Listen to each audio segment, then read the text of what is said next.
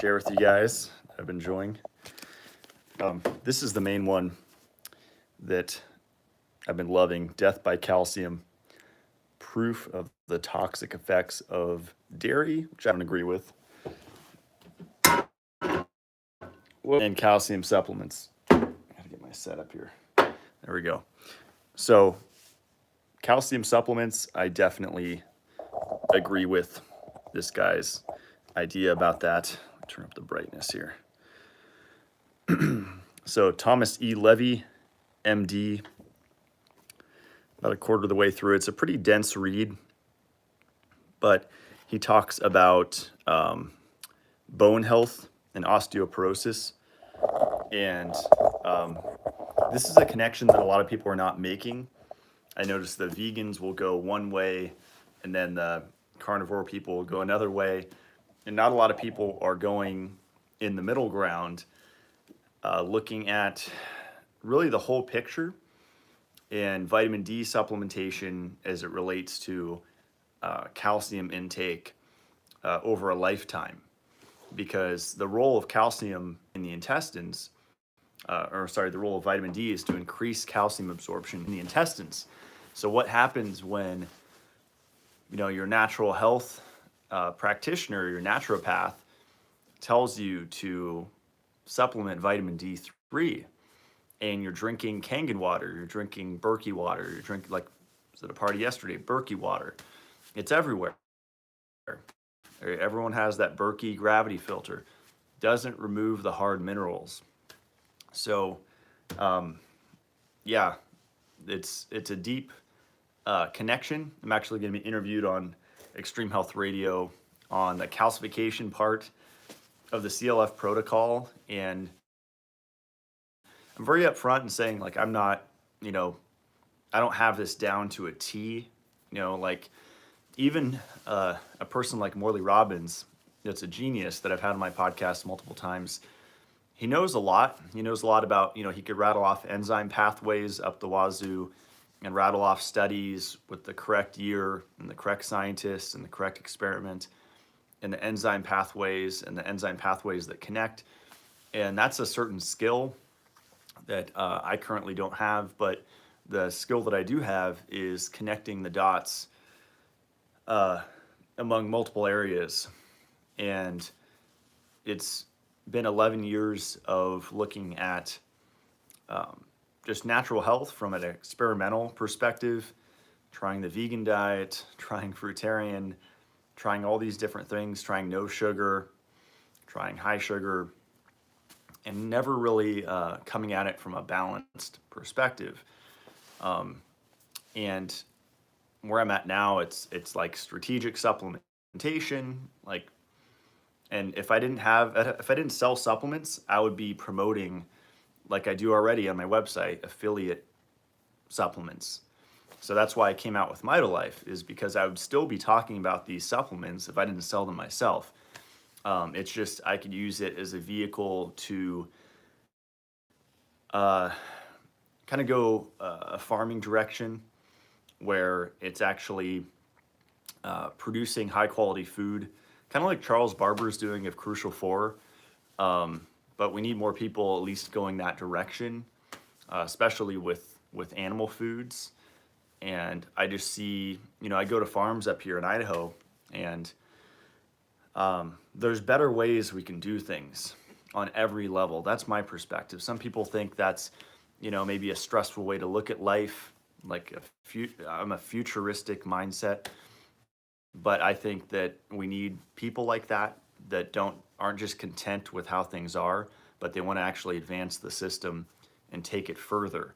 And we could do it in a non-stressful way and in a balanced way.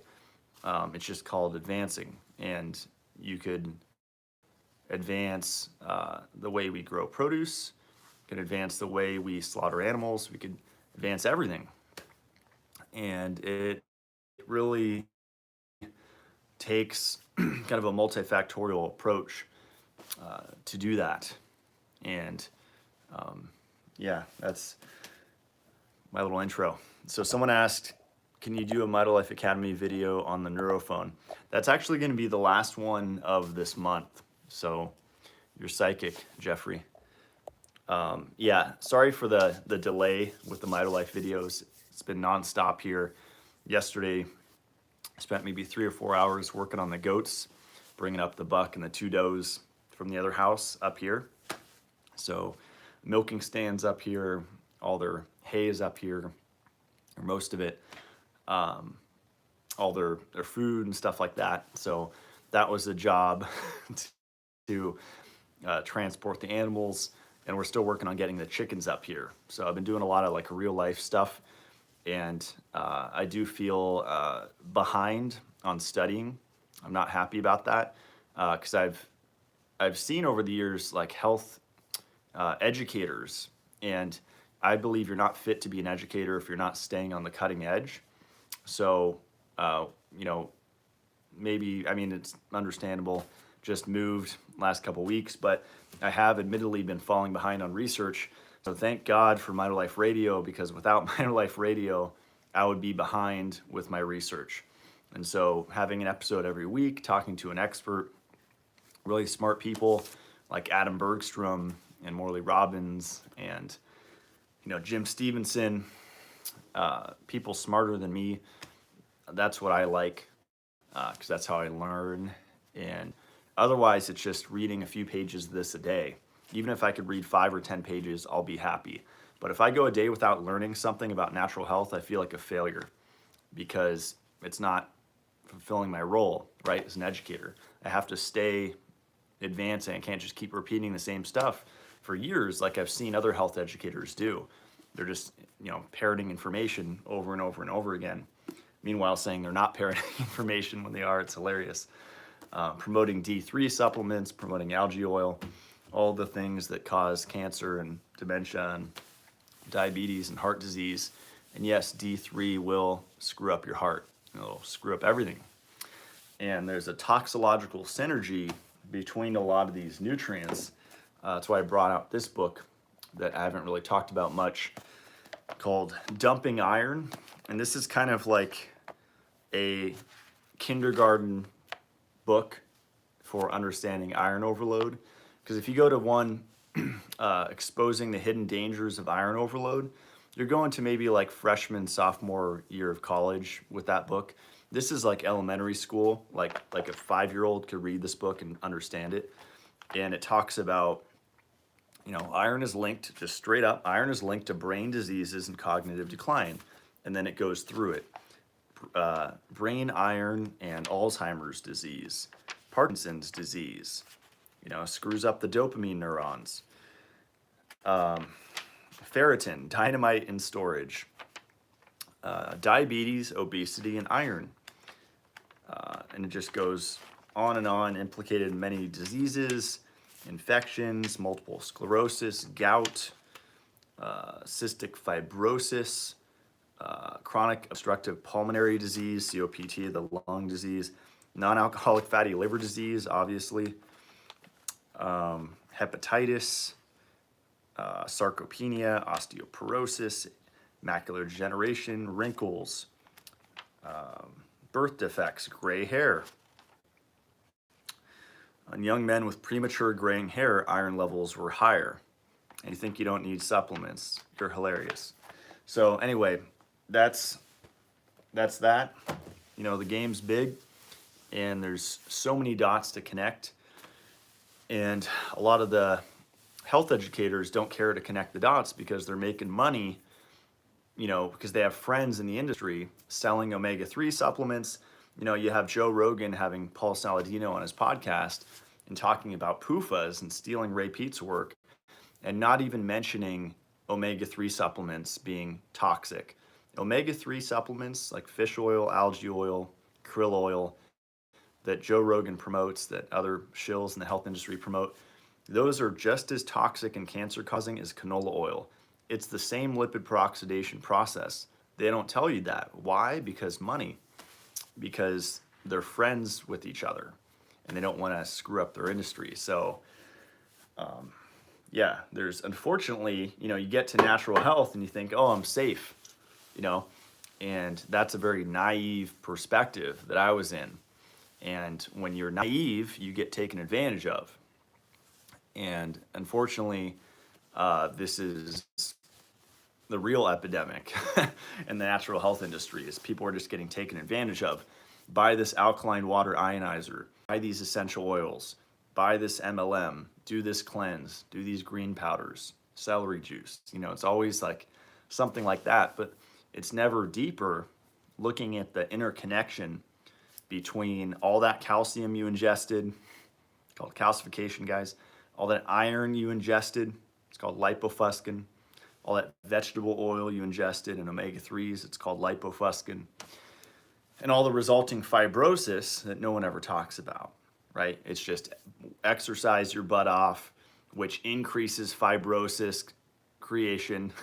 When you weight lift in a gym under blue light, weightlifting for a lot of people is a way to accelerate disease and aging. And that's because you have, you know, as this book said, ferritin is storage dynamite, right? You have all these things in the body that are waiting to go off, and you're causing oxidative stress, and you're bench pressing, and you're trying to get muscles because someone told you that you need muscles, you need big muscles to be healthy or whatever. It's all an image thing. That's a big reason why I've been taking a break from social media, because it's just all image, weird show. So what really matters is learning to me, and I don't need Instagram for that, and growing food and having a farm and a homestead, and that security thing is really important. So yeah, kind of focus on what matters. You know, don't get caught in the minutia, and try to focus on the connections between all of these things, because everyone's supplemented. That's the elephant in the room. You know, it's like, Matt, you're sensationalizing lipofuscin. It's like, no, I know how many people were raised eating canola oil cooked foods, and then they switched to omega-3 supplements because they thought it was better, and they thought it was heart healthy and brain healthy. And that was me. Sprouts, fish oil. I was blasting through krill oil, and I started selling algae oil. I was taking shots of my Mitolife algae oil for years, and it screwed me up. And it takes, obviously decades to stop the heart and stuff, but you know, can there be a hormetic stress effect from omega-3 oils? Possibly, but I'm not too much into hormetic stressors, you know, chronically. It's one thing every once in a while, but like, you know, eating these plant anti-nutrients like for every meal, you know, like they talk about lectins, oxalates, phytates, those are all beneficial to us. You know, grains are beneficial to us, in my opinion, but it's just the daily, like every meal consumption really comes back to balance. So, hey Matt, wondering how long it took for you to get approved for My Mexican Pharmacy, and if you know of any other sites for SinoPlus and Sinomel. Spencer, it took me, I think, about a week. I would send them an email and then maybe ask in the repeat forum, and someone might have an idea there.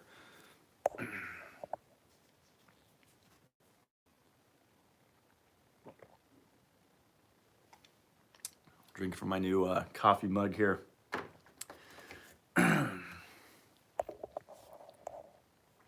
Spencer says, don't you think if you have adequate calcium and retinol that lower dose D3 could be okay? Danny and Georgie made good arguments in your vitamin D debate. If you have adequate calcium and retinol that lower D3 could be okay. I think retinol is really important for everything, you know, for preserving copper and converting copper. As far as the calcium thing, that itself is a topic for debate, because what is adequate calcium, right? I see my cat, she's loving it here. So what is adequate calcium is the question. It's a lot higher for a lot of people, you know, and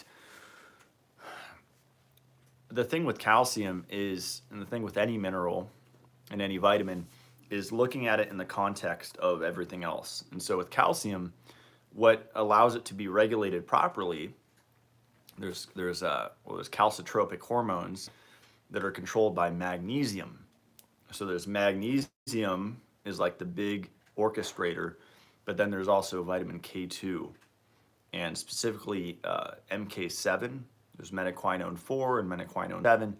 Metaquinone 7 is the best regulator of calcium that's found in hard cheeses and natto. MK4 is found in pretty much all animal foods, but MK7 has greater effects, has more broad effects, and it can do everything that MK4 can do and more.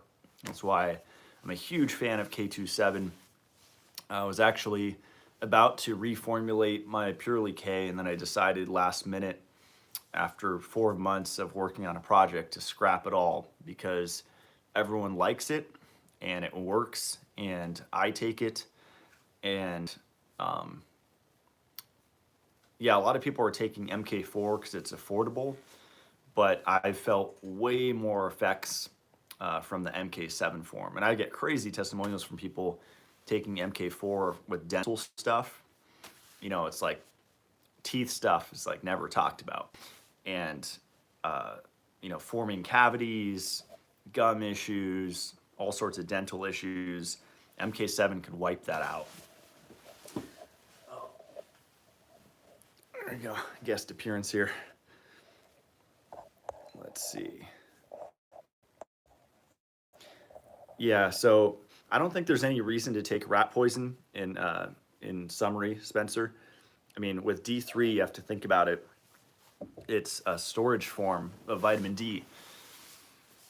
And when you take supraphysiological doses, supra, S-U-P-R-A, physiological doses, which is abnormally large doses, which is good in certain respects, if that's K2, if that's vitamin E, supra-physiological doses are awesome.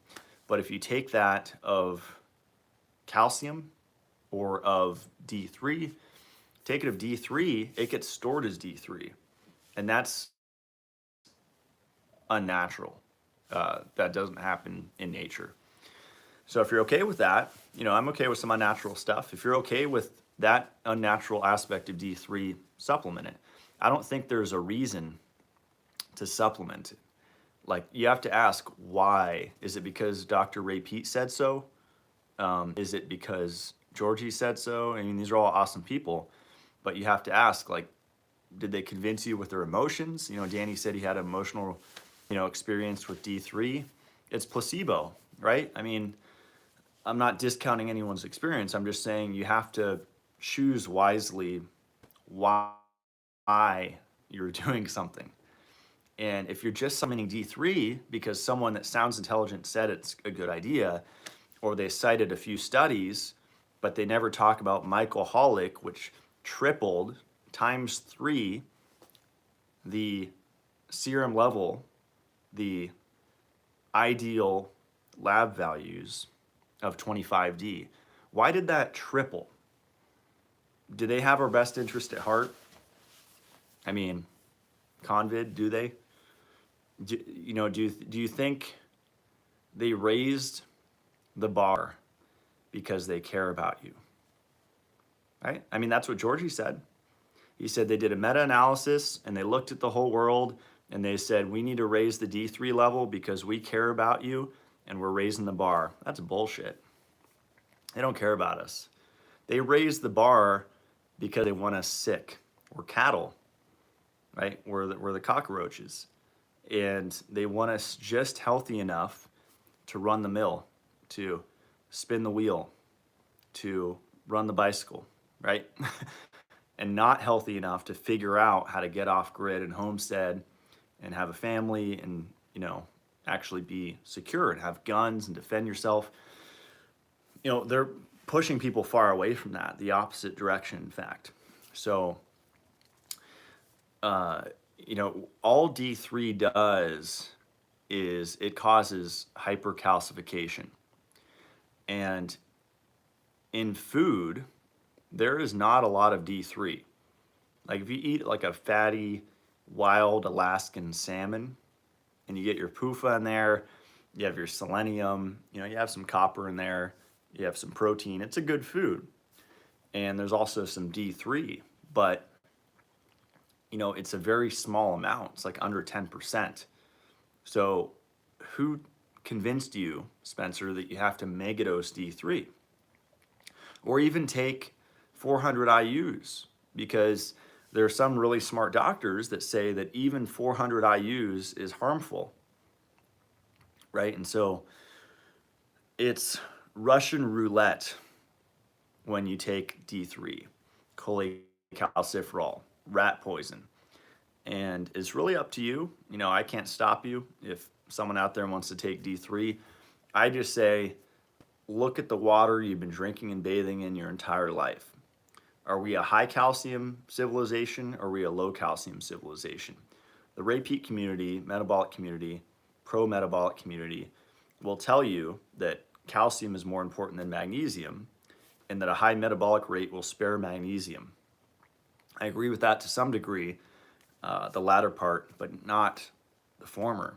I believe that we're a high calcium society due to the water, which no one looks at, right? It's like that orange juice had to come from somewhere, right? So it's a freaking liquid. That coffee had to come from somewhere. The liquid that goes into these materials, the milk, everything, obviously starts as water. And so we're forgetting like the base, right? It's like a really dangerous meme going around both in the carnivore, fruitarian. This is like across the board dangerous meme that's happening right now, is that you don't have to drink H2O. You don't have to drink pure water. The meme is that drinking pure water will dehydrate you and that it's better to get water from raw meat. It's what the autogenous people say. It's better to get it from fruit. It's what the fruitarians say. And it's better to get it from orange juice and coffee is what the repeat people say, or milk. They don't drink much water. That's freaking insane. And whenever just listen to this. The carnivores, the fruitarians, and the repeat people all agree on the same thing. Does that raise a red flag to you? It does to me. Why are they all recommending anti-water mentality? That's insane. Obviously, water builds our blood. When you drink water, it turns into your blood. If you're drinking Berkey water, you're getting hard water turning into your blood, and it's going throughout the lymphatic system, hard minerals, inorganic minerals in solution, going throughout your body, storing in your liver, your pancreas, your lung, your kidney, everywhere, causing stones, right? Gallstones, liver, all those stones. It's all hard minerals from Berkey water or, you know, unfiltered water. People forget this hard water thing. And when you don't realize the hard water thing, and you start supplementing rat poison and other things that are toxicological synergies, then you run into issues. And those issues could be diabetes, could be cancer, could be osteoporosis. It could be, geez, I'm 50 years old and I've been in natural health and I'm breaking down and I have no idea why. Well, I'll tell you why, because you forgot the water piece.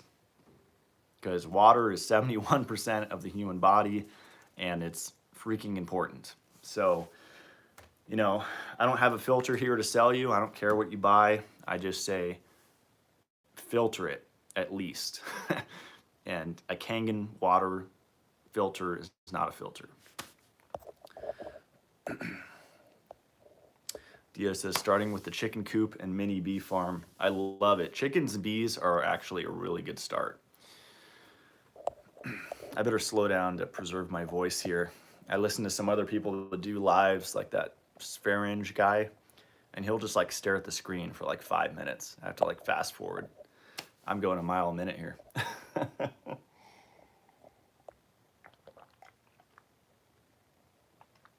I'll take breaks to drink. That's what I'll do.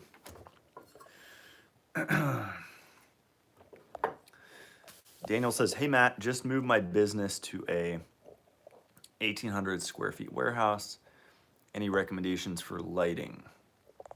Congrats, Daniel. That's awesome.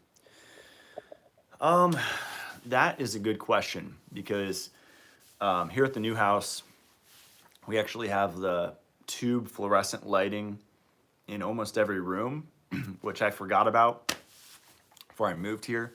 I thought those were, just for like commercial buildings. But like the control room where I have my water filtered, my solar setup, batteries, it's all tube lights. And so those are pretty harsh. I would say probably the fluorescents are better than the LEDs.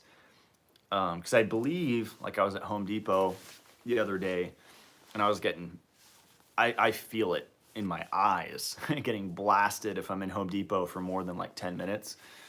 And I was like, geez, I wonder what lights they're using. And LED tube lights, like work lights, are 5 times at least brighter than fluorescents. And, they're energy efficient, right? And sometimes that's better for the small bulbs, but when it comes to the tube bulbs, that would be something to measure, either with, there's various meters you could use. Gemba Red did a great article with the devices that you use to measure, because you have to look at flicker rate, you have to look at color temperature. There's so many things. Short answer is I don't know. Long answer is for now I would just wear yellow tinted glasses when you're in that space. Even clear lens glasses would probably make a difference because that helps with the flicker. And even clear blue blocking glasses will do something, but when you get to the yellow, now you're actually blocking like half of the blue wavelength light.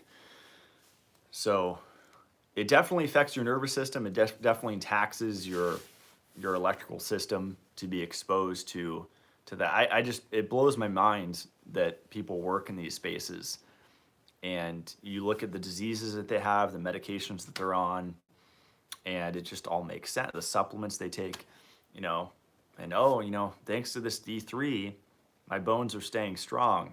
I think the story is a little more complicated than that.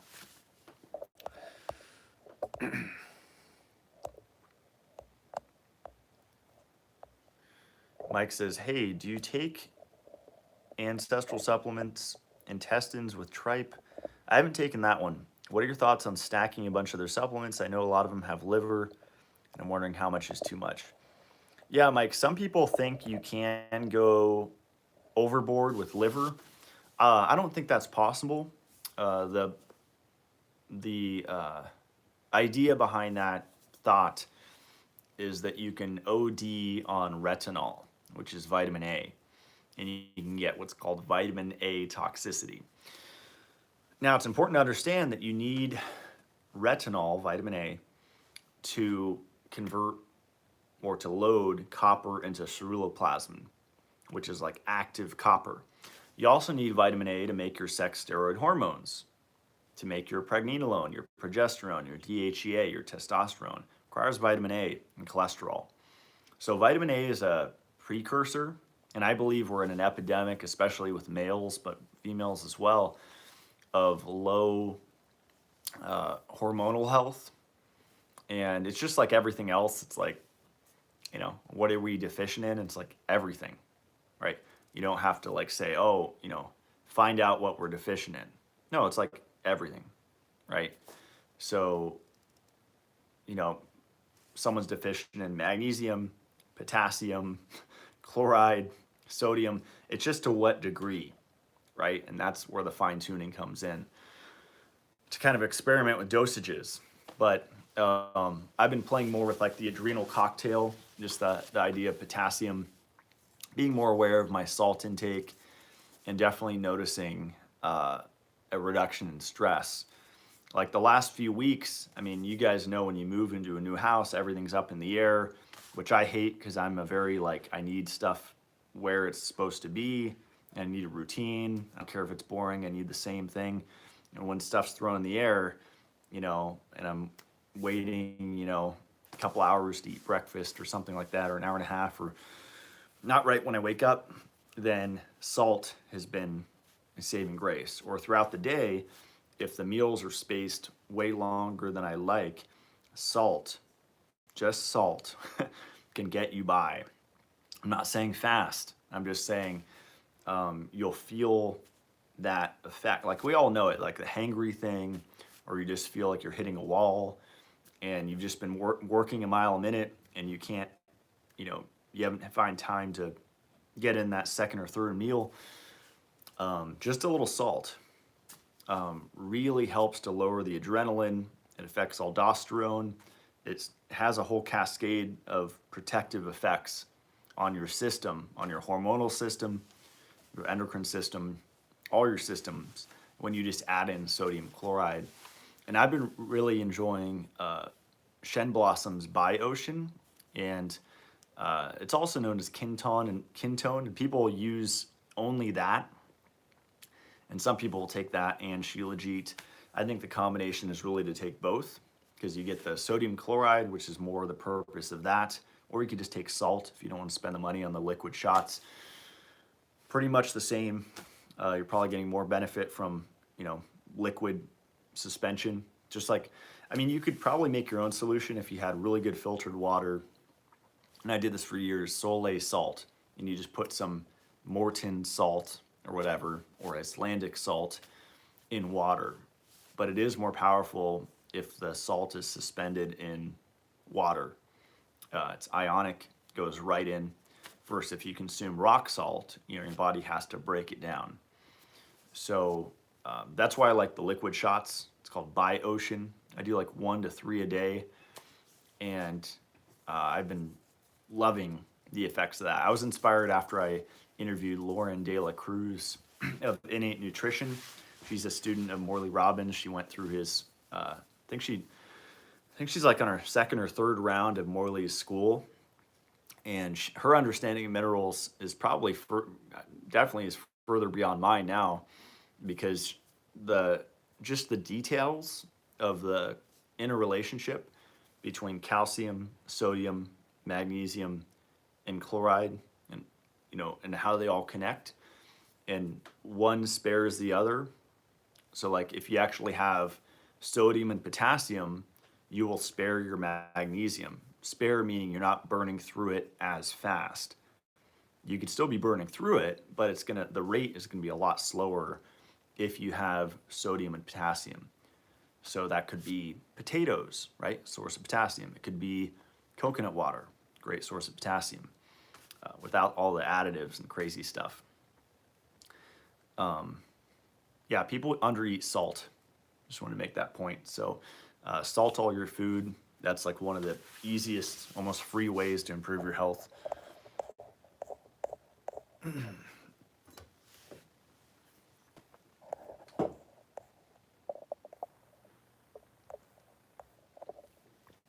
So yeah, Mike, to answer your question,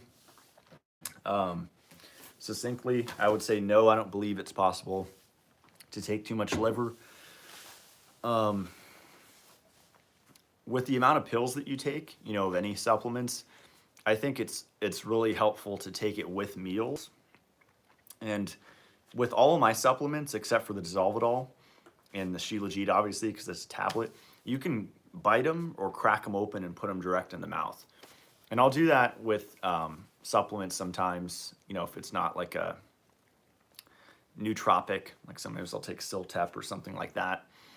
Or B vitamins usually taste bad, but if it's like whole food vitamin C, or if it's like vitamin K2 or something like that, you can experiment with breaking the capsules open in your mouth, and that's a way to, they're gelatin capsules, so they're beneficial for your system, right?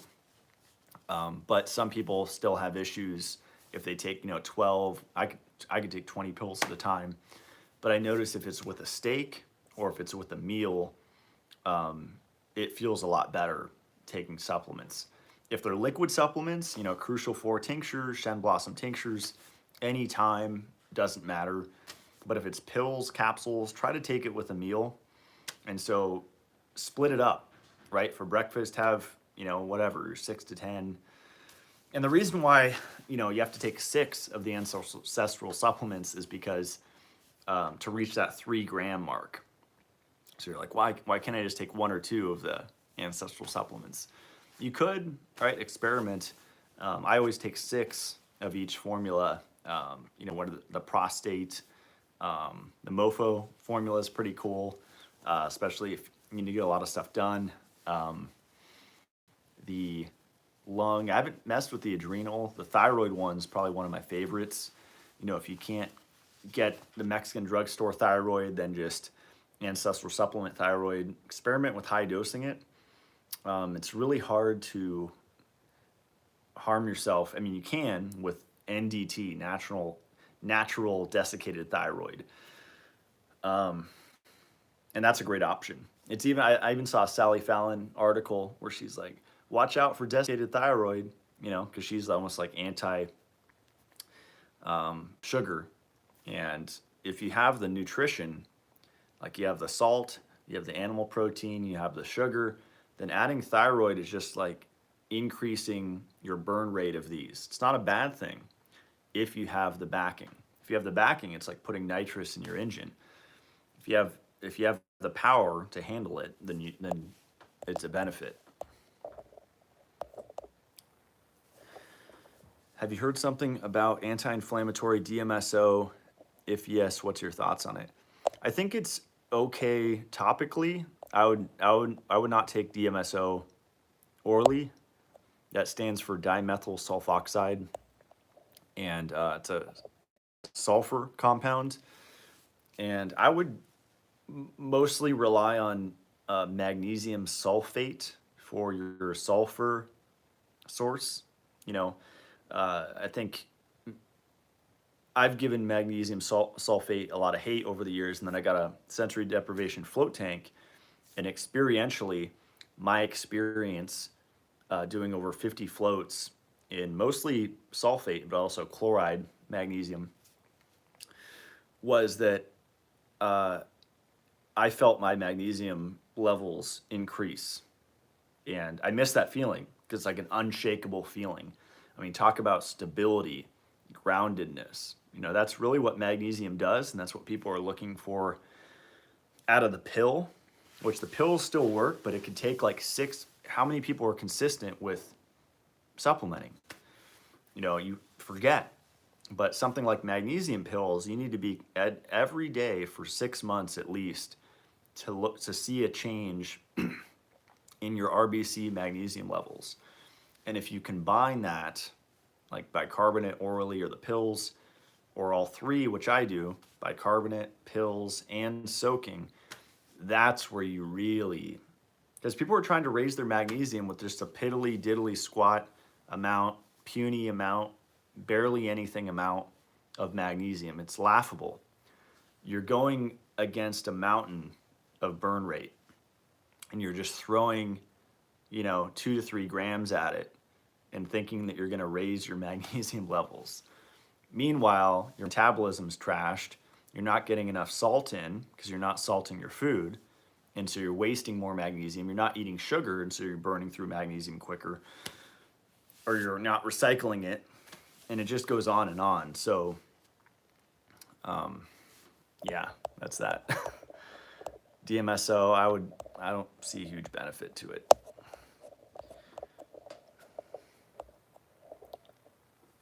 Let's see, I'm gonna have some of this.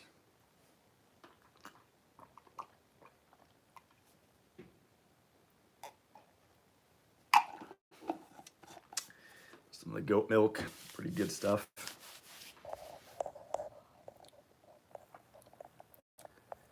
Let's see.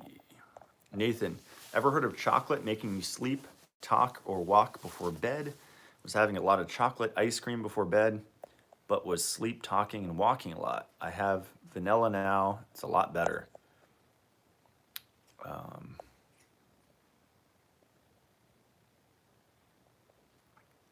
have an appointment with PJ Harlow soon. She's awesome.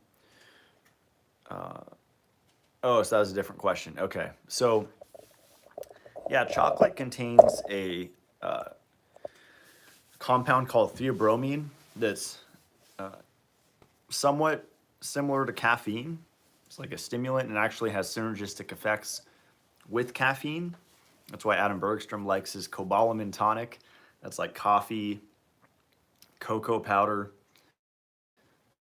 or I think he uses cacao powder and maple syrup, because there's like a synergy between what's in all those. Yeah, probably the theobromine was causing some type of effect. It's hard to say with sleep stuff what causes it. I actually have something, I just found out the name of it, called sleep drunkenness. And I guess it affects a lot of people. I think it's like 1 in 7 Americans or something. And it's where you alarm. I mean, I haven't woken up with an alarm in like 6 or 7 years, but when you wake up with an alarm and you turn it off and you don't remember turning it off, or when you get up and you start doing things, or you get up, you know, it's kind of like sleepwalking, but you don't remember, like you have like amnesia. You might want to look at sleep drunkenness. And I looked into that recently, and there's a few things that you could try. I mean, adjusting the time that you go to bed, adjusting the time that you eat before bed, try having salt before bed, try having more salt, less salt, more sugar, less sugar, and just start experimenting with different things and seeing how it affects your sleep. I don't know if it's a bad thing. You know, Adam Bergstrom might say there's a benefit to like sleepwalking and sleep talking and all of these things. In the latest sleep episode with Adam, he had an interesting point. He said that REM sleep is to process our traumas. So anything that happened, usually in the last 24 hours, we have to dream to process.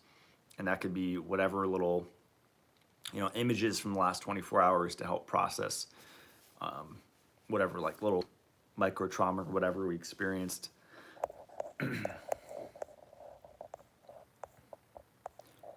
So yeah, supplements for mold, I would just say wild oregano, you know, North American urban spice. And just find the one that you like. I really like the Sinu Orega. That's probably my favorite product from them. Just snorting straight dome, the wild oregano is really powerful. And I'll do that before bed. My routine lately has been, you know, 1 up each nostril. I might graduate to 2. And then progesterone cream, chest, inner arms, and neck. So 4 areas. And yeah, I was inspired because I kept seeing books on progesterone at my health food store when I bought them up.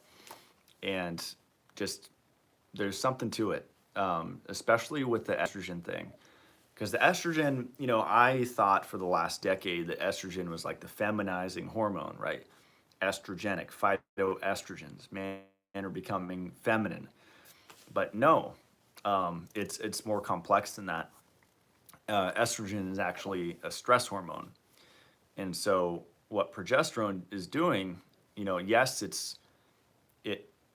it can increase dihydrotestosterone, free testosterone levels, absolutely.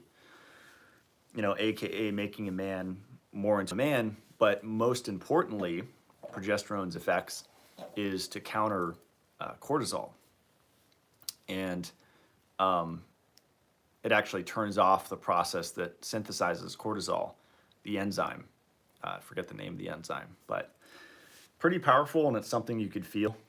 So, you know, it's not something I would recommend for everybody, but it's something that I'm enjoying, especially at this stage in my life with what I have going on. Ryan says, I feel like I learn more here than my $15K a year college tuition. Thanks for everything. Thanks, Ryan. I'm glad you're getting benefit out of this. Sometimes I think that, you know, I'm just ranting on some of these things, but I'm glad you guys are getting something out of it.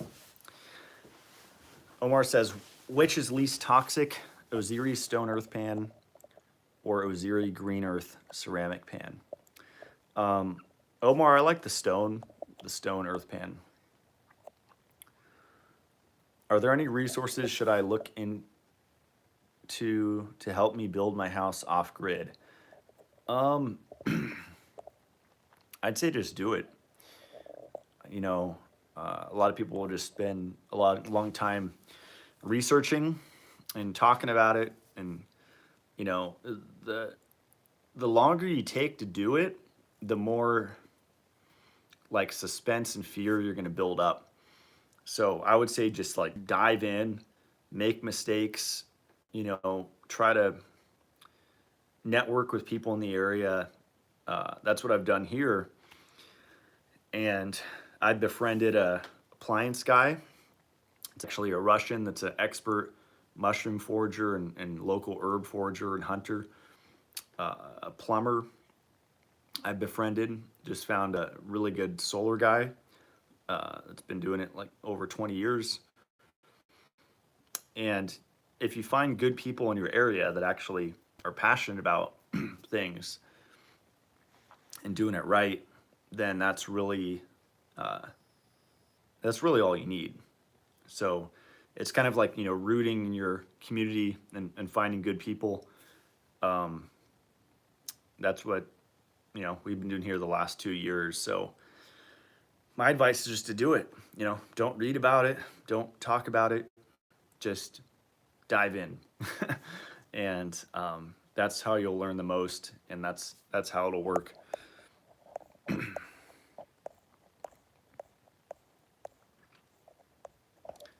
a drink here. My voice a rest too.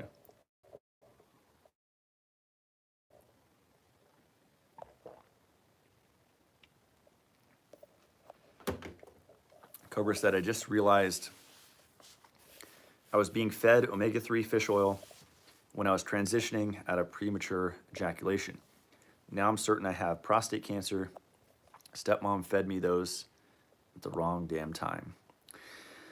Sorry to hear that. Yeah, and your stepmom, you know, just like our parents, they did our best, right? So when we learn this information, it's not about damning our parents or whoever fed us this stuff, you know, unless it was malicious, which is a lot of the case true if it's a supplement salesman where they're not taking the substance themselves and they're just in it for the profit and they're putting it on the stock market, and there are those people. And say a lot of those companies do sell omega-3 fish oil. So, you know, definitely try to support small companies, right?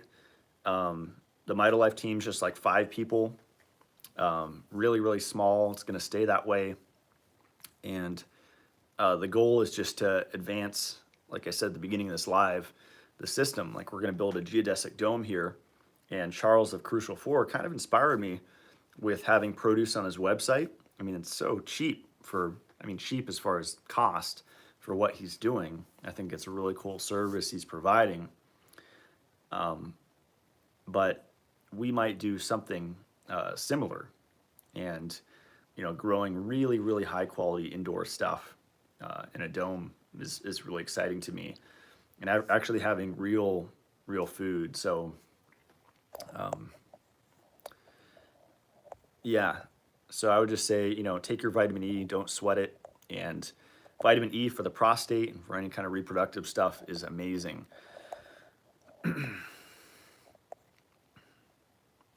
John says, thoughts on high or low blood pressure? Well, it's funny you say that, because actually I think in both of these books, they talk about that. Unfortunately, in this book, they have a whole section on omega-3s and, you know, how they counter calcium toxicity. You know, no one has the whole picture. You know, someone would see that and say, wow, this guy is, you know, retarded. He doesn't know what he's talking about. But I just say, no, you know, including myself, no one has, it's impossible to have every single piece. So usually in a book that you read, there will be a section that you don't agree with. I would just recommend don't throw out the whole book because of that. But yeah, I think it's mainly in this one because blood pressure is something that I hear from everyone. Let me see, where was it? I think I actually read it when I was opening it up here.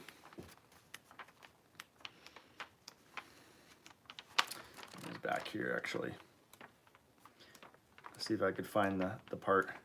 Yeah, aspirin, by the way. You know, Ray Pete's been talking about that for years, that aspirin is protective against iron. Aspirin lowers both iron and cancer rates. Aspirin results in a 75% lower esophageal cancer. Aspirin users had about 20. Low dose aspirin results in a cumulative reduction in iron, similar to what could be achieved by phlebotomy. That's pretty cool. You know, aspirin gets a lot of hate. I'm trying to find the part here.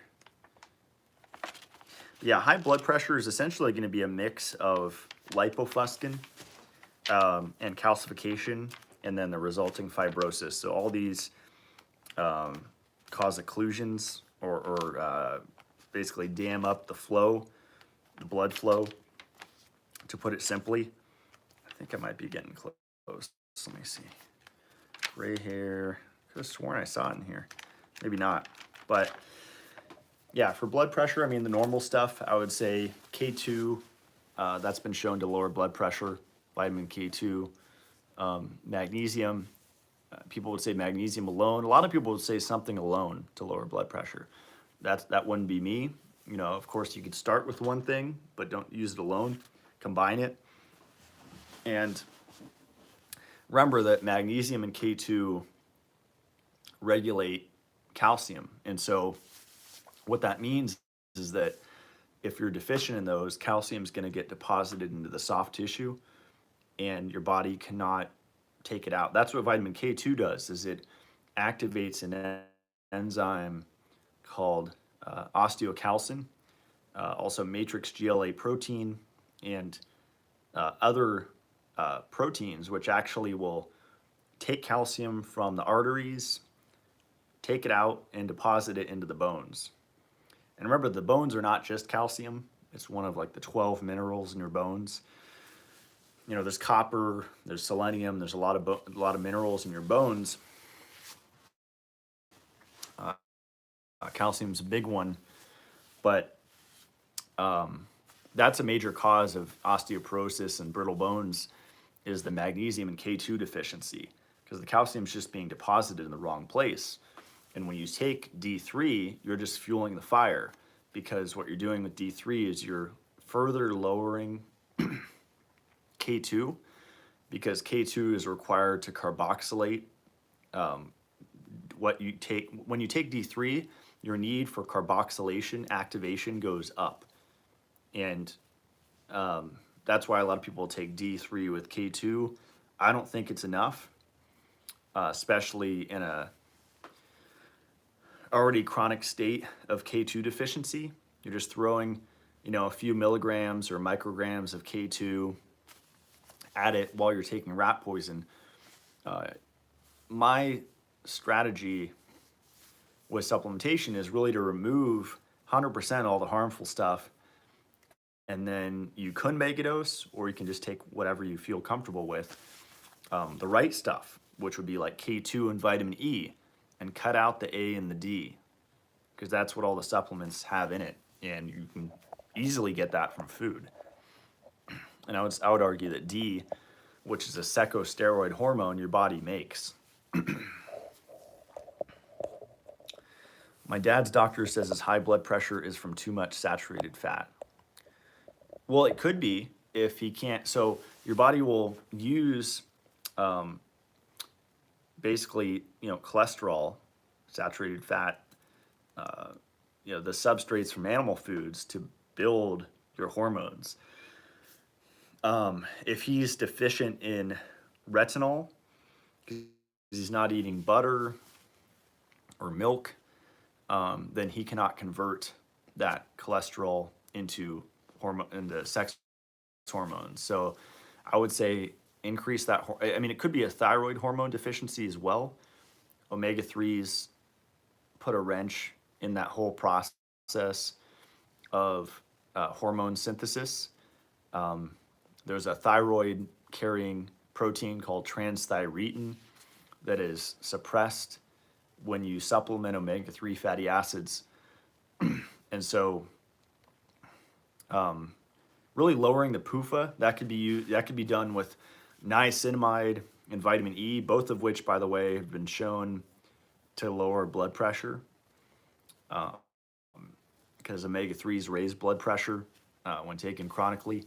Some studies will say it lowers it, but that's not taking into context all these other factors, hard water, vitamin K2 deficiency, all these other things.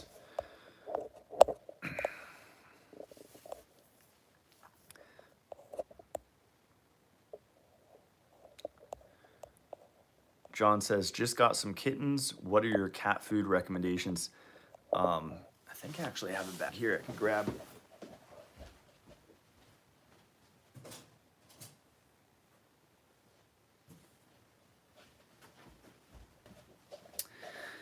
Okay, I can't find it. That's a huge mess over there. It's called I and Love and You is the brand, and it has PUFA in it. So, if you want to give your cat vitamin E, if you're starting from a kitten, ideally you would do a raw diet, and that would be the BARF diet. If you look that up, it's called Biologically Appropriate Raw Food Diet, and you could feed that to cats or dogs.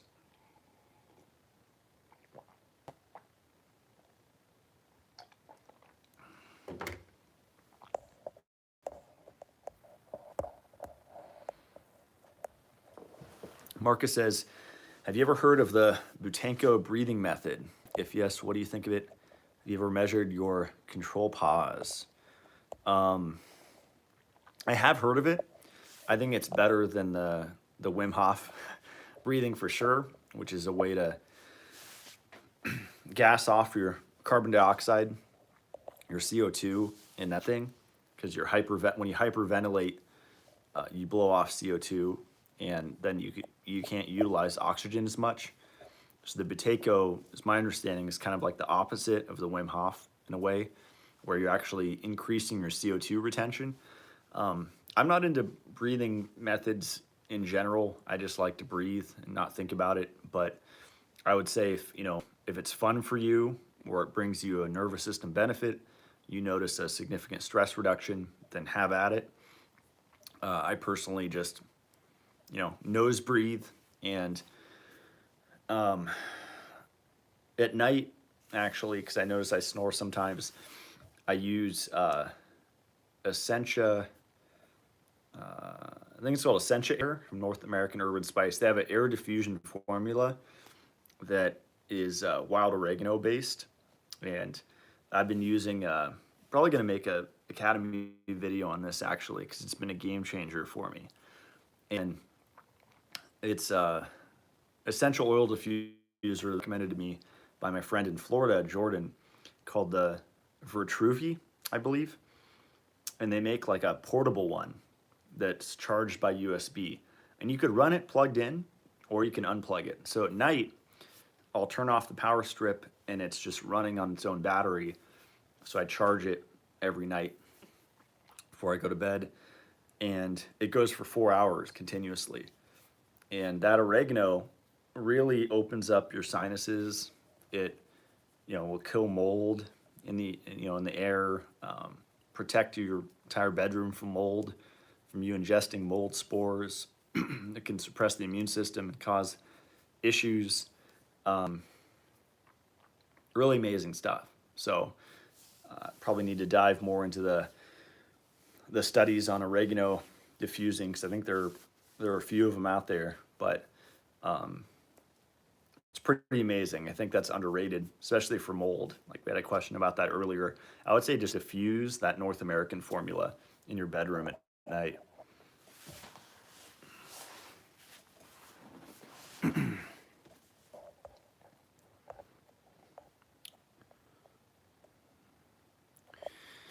Cobra says, and the reason she even started feeding me omega-3s was because she thought I had some sort of retardation or autism forming, which was false AF.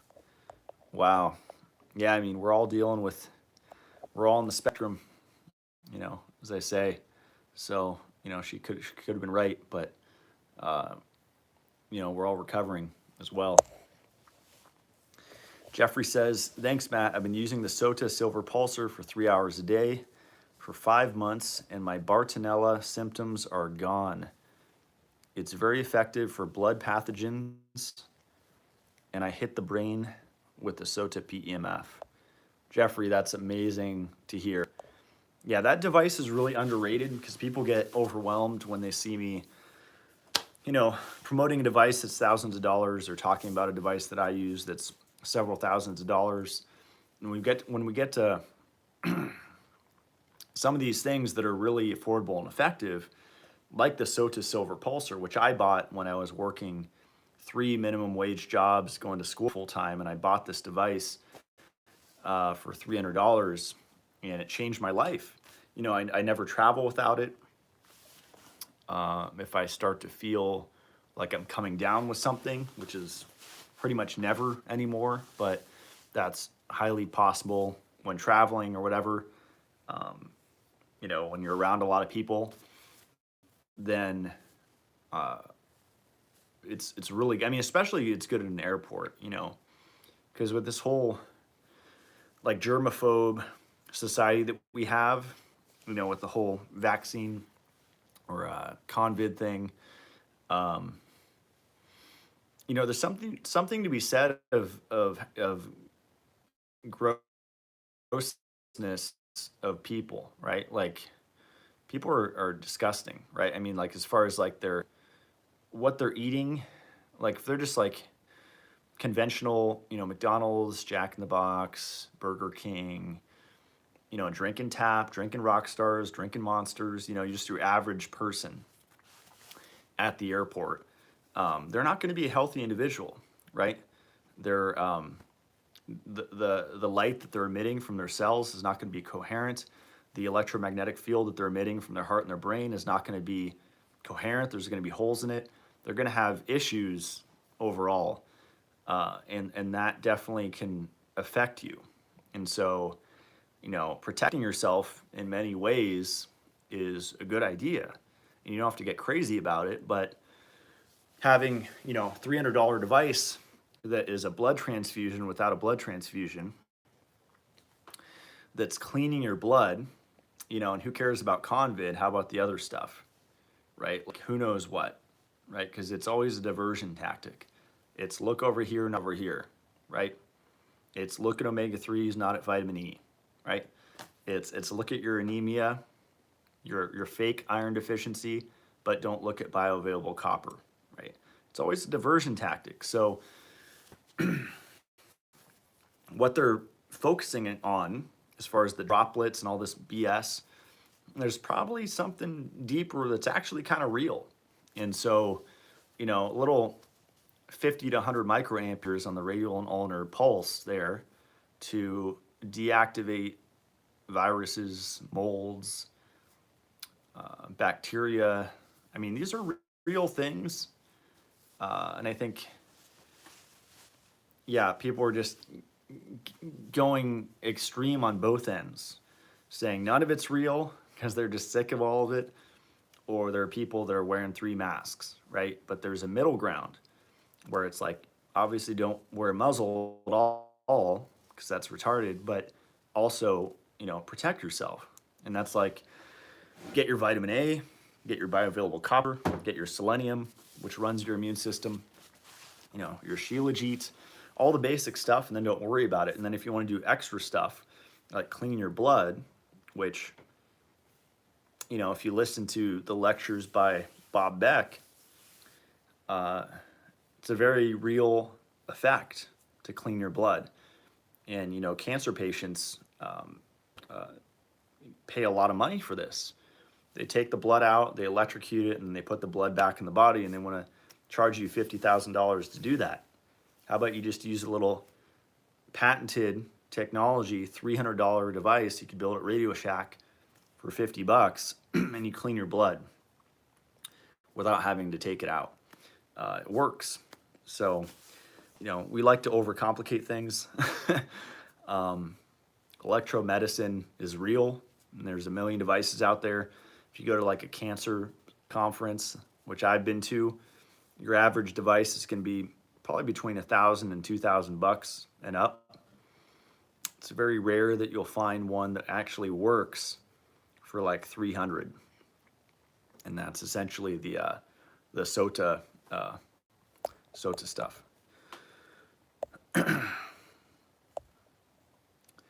Was Adam saying in the podcast that hyperbaric oxygen chambers are not good? I was a little confused. Hey, Mitch. Yeah, he's anti a lot of stuff, which I like, because there's a lot of stuff out there. Yeah, I didn't really understand his point there either, to be honest.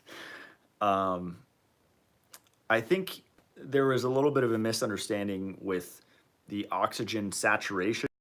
So like the chamber that I have, it doesn't pump in 100% oxygen, because if it did, if there was a little micro static shock, like for example, if the chamber was on like a carpet and it slid and it created one little spark, there would be no more Matt Blackburn, there would be no more Mitolife Academy, I would be dead, because I would melt in that machine. There would be an explosion and the chamber would melt onto my face and I would be gone. And that's if it was 100% oxygen. So that's kind of scary. So it's highly flammable. So your mild chambers, which is called MHBOT, just injects ambient oxygen. So it's a completely sealed chamber, right? So if you went in that sealed chamber and you just breathed and there was no oxygen coming in, you'd run out of oxygen, right? The CO2 would build up and you would die. So the mild chamber, what it does, the whole purpose of it is to pressurize. And so there's a little PSI pressure gauge in there, and it'll go up to about 3.5, which is equivalent to about 10 to 12 feet underwater. And it's really that pressure, even that small amount of pressure, even though that might seem like nothing, that allows oxygen to diffuse further. So even though I'm only getting the same oxygen I'm getting right now, which is 21%, because of the pressure, the oxygen is able to diffuse further. And this is because of physics, essentially. And the oxygen can go 4 times further, which means it could reach dead or dying, rather not dead, dying tissue and bring it back from the brink of death. So when that's in neuronal tissue, when that's throughout your system, I mean, people have all sorts of healing events that happen. I believe that the healing events can be amplified if someone's taking beef liver, oyster, Shilajit, whole food vitamin C, or all of them, because all those 4 things I mentioned increase oxygen utilization. And that's really the name of the game, right? Because people tell you about the book, The Oxygen Advantage. They'll say oxygen, oxygen, oxygen, right? It's all about these breathing techniques. You just need to get more oxygen, bro, right? No, you need to actually use the oxygen. You don't need to just get it, you need to use it. That's almost more important, right? And no one makes that distinction. And iron makes you misuse oxygen. It's called rust. So that's why I always just over and over again reiterating iron overload, iron overload. Matt, why you keep talking about this? Because you keep talking about oxygen. And if you don't talk about lipofuscin or iron overload, which is lipofuscin is iron overload on steroids, which glycated omega-3s, aluminum, estrogen, and iron together, then you're missing a huge piece of the puzzle. and you're trying to do autophagy, and because the X3 bar guy said, do autophagy and eat 1 meal a day and eat steaks and, fasting windows and all this bullshit, it's not true. You're designed as a human being to eat food. You're designed as a human being to eat breakfast. You're designed as a human being to eat several meals a day.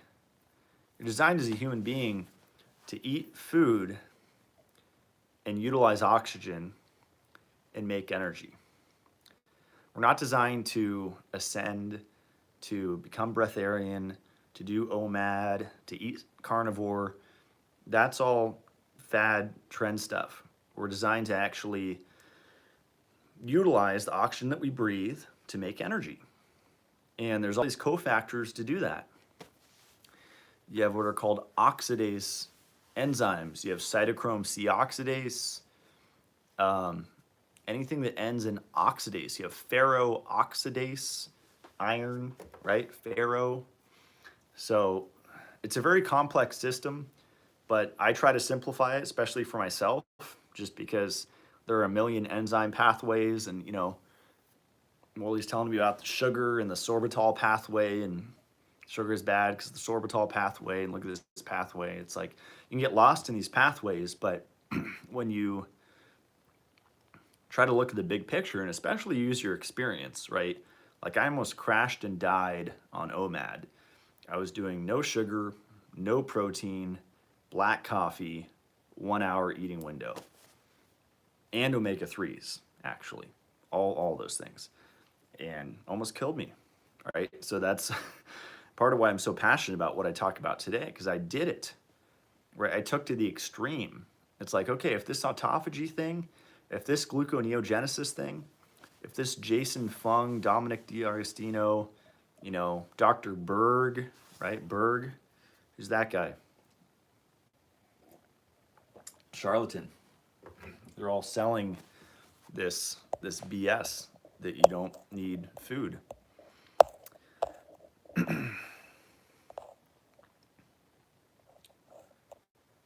Let's see. John says, my sister is getting headaches.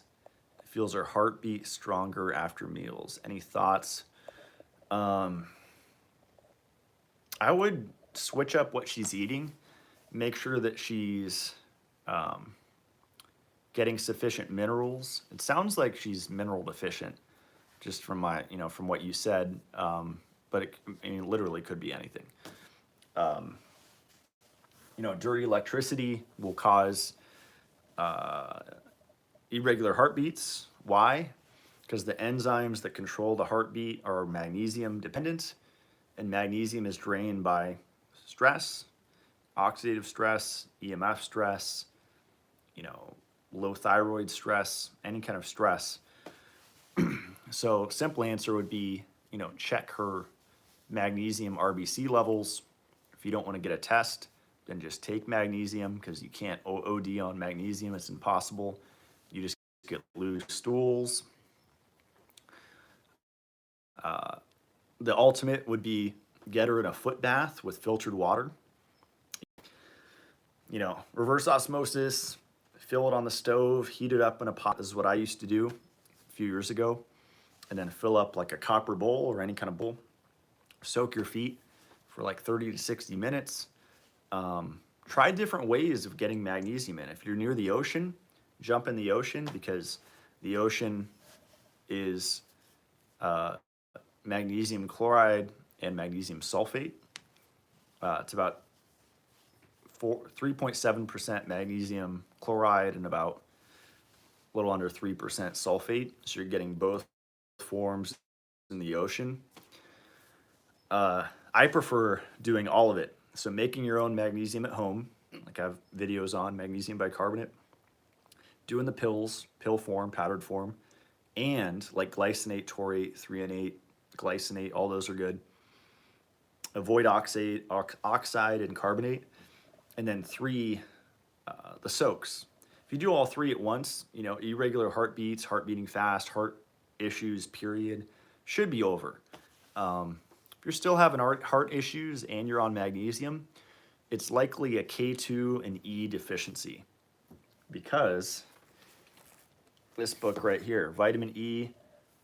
I've shown this many times, Your Key to a Healthy Heart by Herbert Bailey.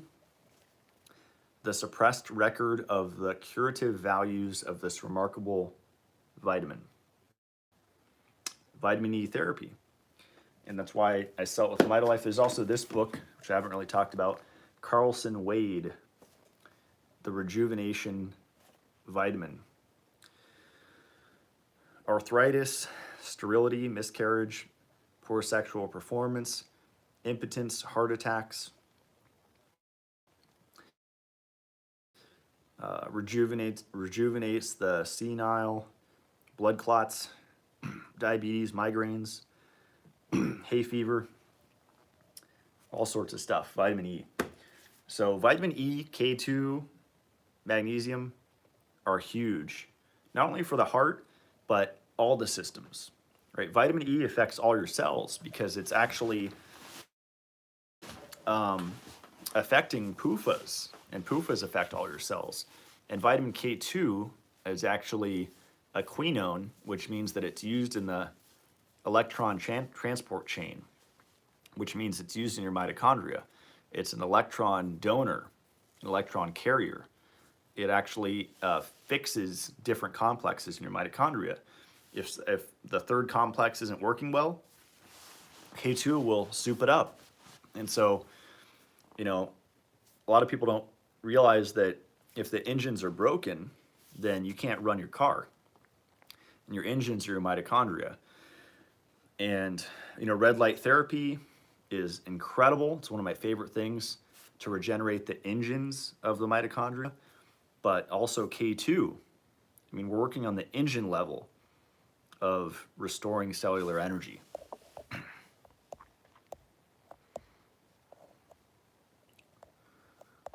Can you take magnesium bicarbonate close to around the same time as your systemic enzymes? Yep, you can. You can take it at the same time. Take a sip here.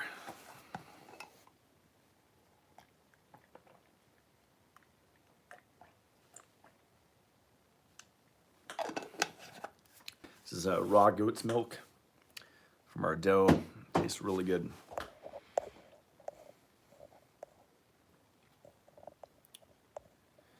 Marcus says, any tips for a professional endurance athlete to minimize the damage he's doing to his body? Example, high dosing Shilajit and vitamin E.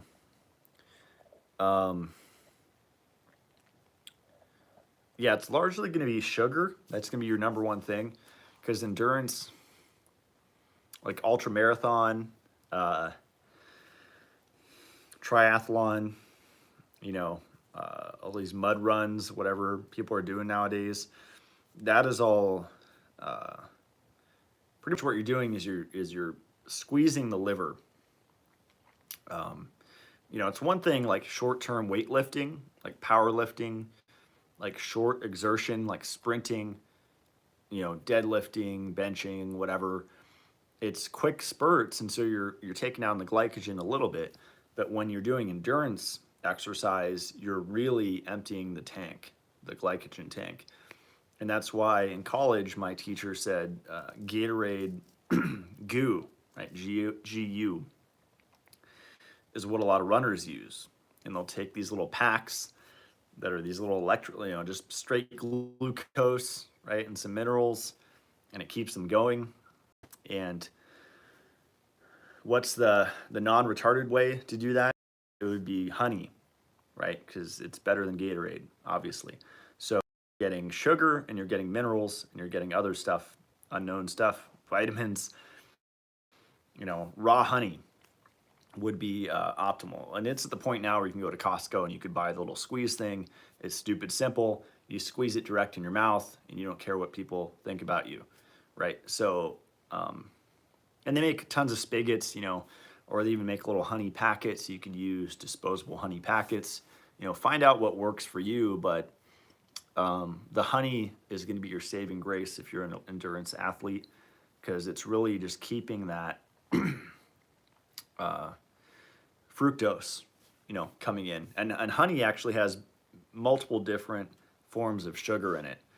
It's not just glucose. It's not just fructose.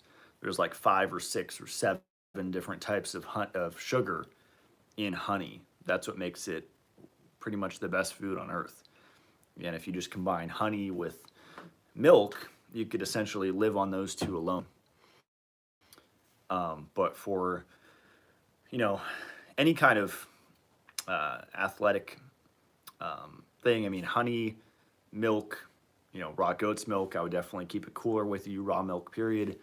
Shilajit, I would use the Gemba red light as well to recover, like at night, because a lot of people are just deficient in red light, and that has huge effects on the system to just expose your vital organs, your torso from thyroid to genitals, that column to red light, just for 10 minutes a day has tremendous benefits on the entire system. My dad's doctor said he has high bad cholesterol and his blood pressure from eating saturated fats. What's your thoughts on lowering bad cholesterol? Yeah, so there's no such thing as good or bad cholesterol. You know, LDL and HDL, one's good, one's bad. They all have a purpose, right? Low density lipoprotein, high density lipoprotein.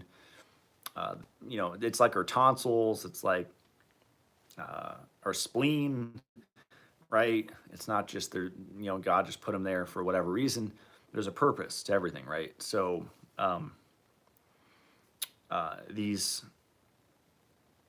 they're pretty much, they're regulated by all the stuff I've been talking about, minerals, vitamins. If someone's deficient in vitamin E and vitamin K2, they're going to have messed up cholesterol levels. And usually if someone gets off the conventional route and they go to a holistic doc, then they're going to recommend omega-3s to lower their cholesterol, which might have a short-term effect, but it doesn't mean it's a long-term solution, because it can go up, and it will go up over time to dangerous levels. So high cholesterol is generally low metabolic function.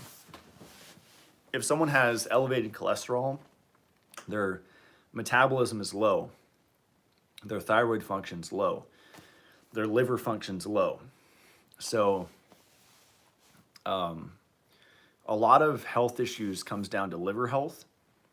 And if the liver can't convert thyroid hormone, like inactive T4 to T3, you can't store glycogen because your adrenals are not getting sodium, potassium, right? The nutrients, salt, then it's going to cause a downstream effect where, like basically to make sex steroid hormones, you need thyroid hormone, vitamin A, and cholesterol.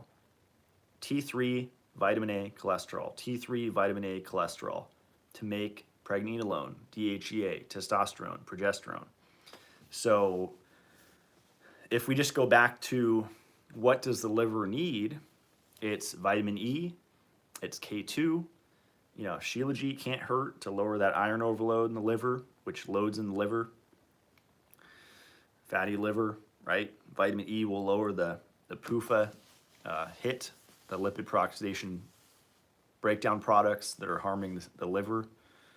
And also eggs. You know, eggs are, you know, kind of a free thing, almost free thing, overlooked thing. The choline in eggs are incredible. But it's really the combination. Like if you do eggs daily, K2, vitamin E, and then have your sugar and animal protein coming in, then a lot of issues will go away. You know, it is really that simple. You know, and you can keep stacking stuff. You know, obviously hitting the liver with red light, hitting the torso with red light helps a ton. Aspirin could help a ton, as I said in this book. Just by affecting that iron piece, you could do a lot. Like iron overload will actually cause high blood pressure. iron overload will cause high cholesterol. So, aspirin, Shilajit, milk, which is lactoferrin, this actually lowers iron. And take a swig.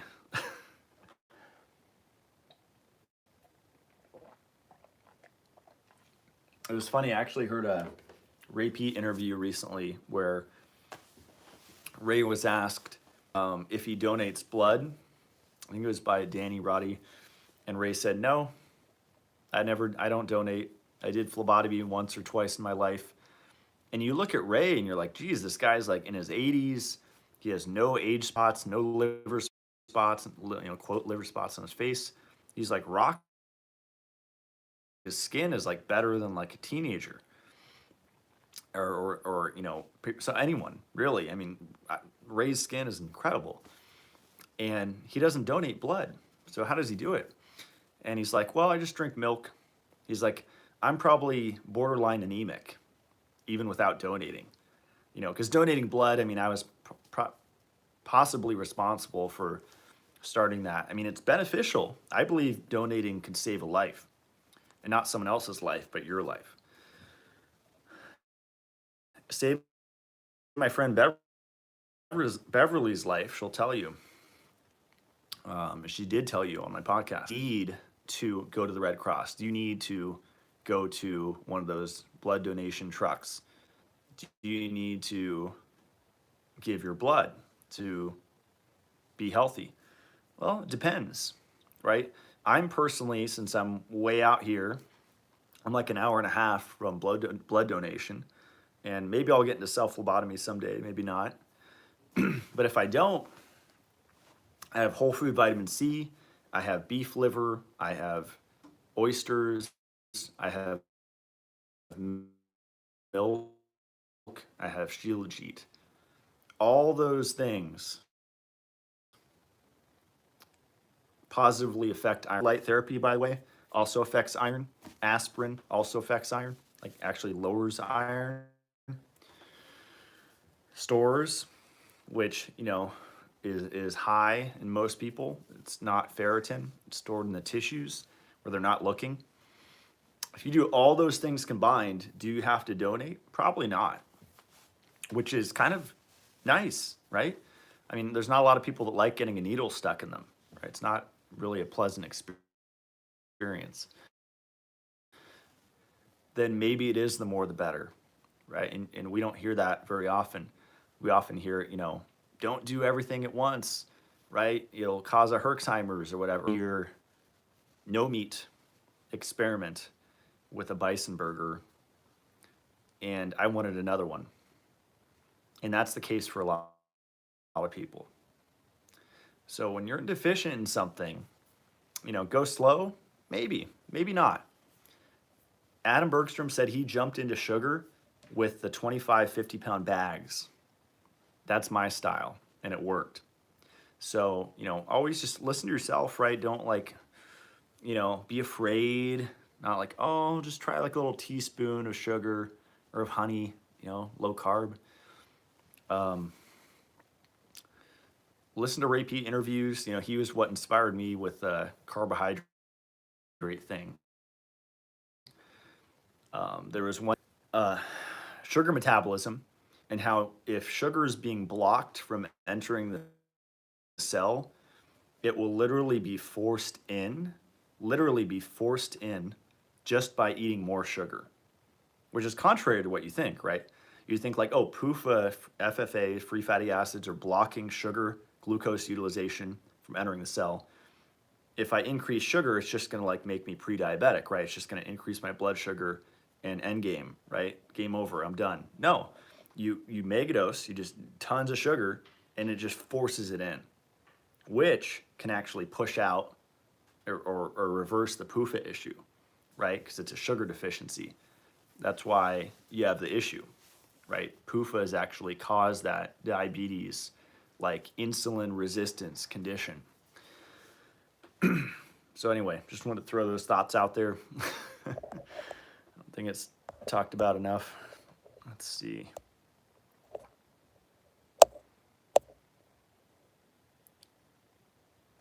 Any natural ways to eliminate hernias in stomach? Um, I would use red light therapy.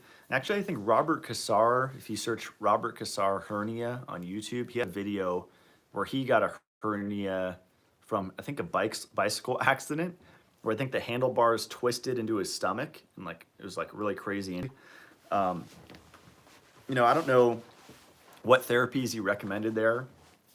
If he was using like chlorella growth factor or spirulina, I would take what was good from that video. I think it's like an hour-long video. I would imagine that red light therapy would be very beneficial, especially the infrared light.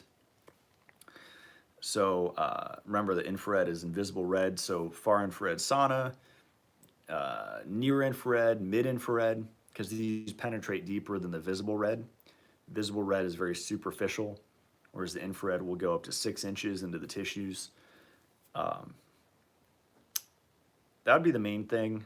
I'm not too familiar other than that. I would ask it for my next podcast. I actually plan on interviewing Georgie on progesterone therapy, because I've been looking into that a lot.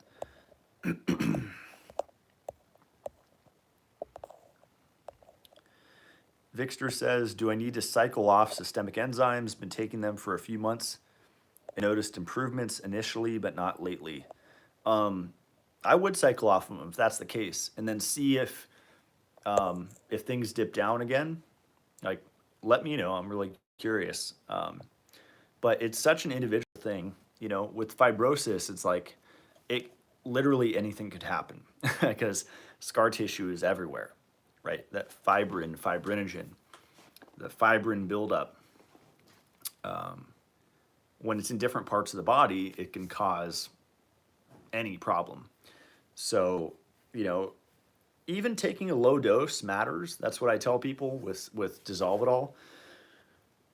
Even if it was like 1 capsule a day, that is still better than nothing. They're very potent capsules, right? Like, they're very affordably priced for what it is. You only need really for maintenance 1 to 3. I take 6 a day just because I'm crazy, but they're very potent. So I would experiment with lowering the dose. I mean, especially for pain. We used a guy up here to build our goat enclosure, and it took them 2 weeks, and he uses a lot of cannabis for his pain. And he says there's mornings where he wakes up and it takes like 2 hours to actually get his hand to open. Kind of like fibromyalgia from what it sounds like symptoms. And when I met him, when he started building my goat enclosure, I gave him a bottle of Dissolvidol. I was like, here, try this. And now he's like going through, I think, 2 to 3 bottles a week. And the first day, I just gave him from my own stash like 16 Dissolvidol capsules. And I think it was like 6 hours later, he's like, this is crazy. Like, I'm in no pain. And he was like walking around the forest with us, and we were like foraging morels and like jumping over tree trunks and stuff and logs.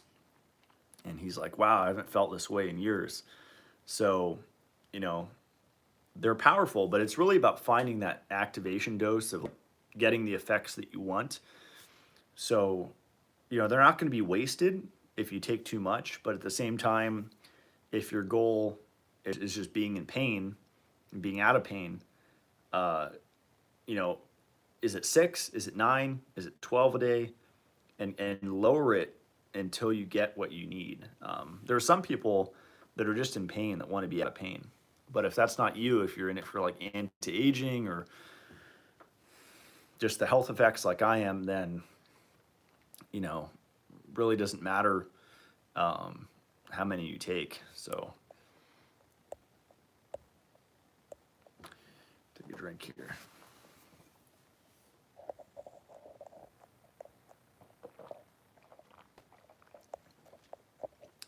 Daniel says, do dogs and need carbs, or is a carnivore diet optimal? I believe they can benefit from them. You know, I think in nature they would get some carbohydrates.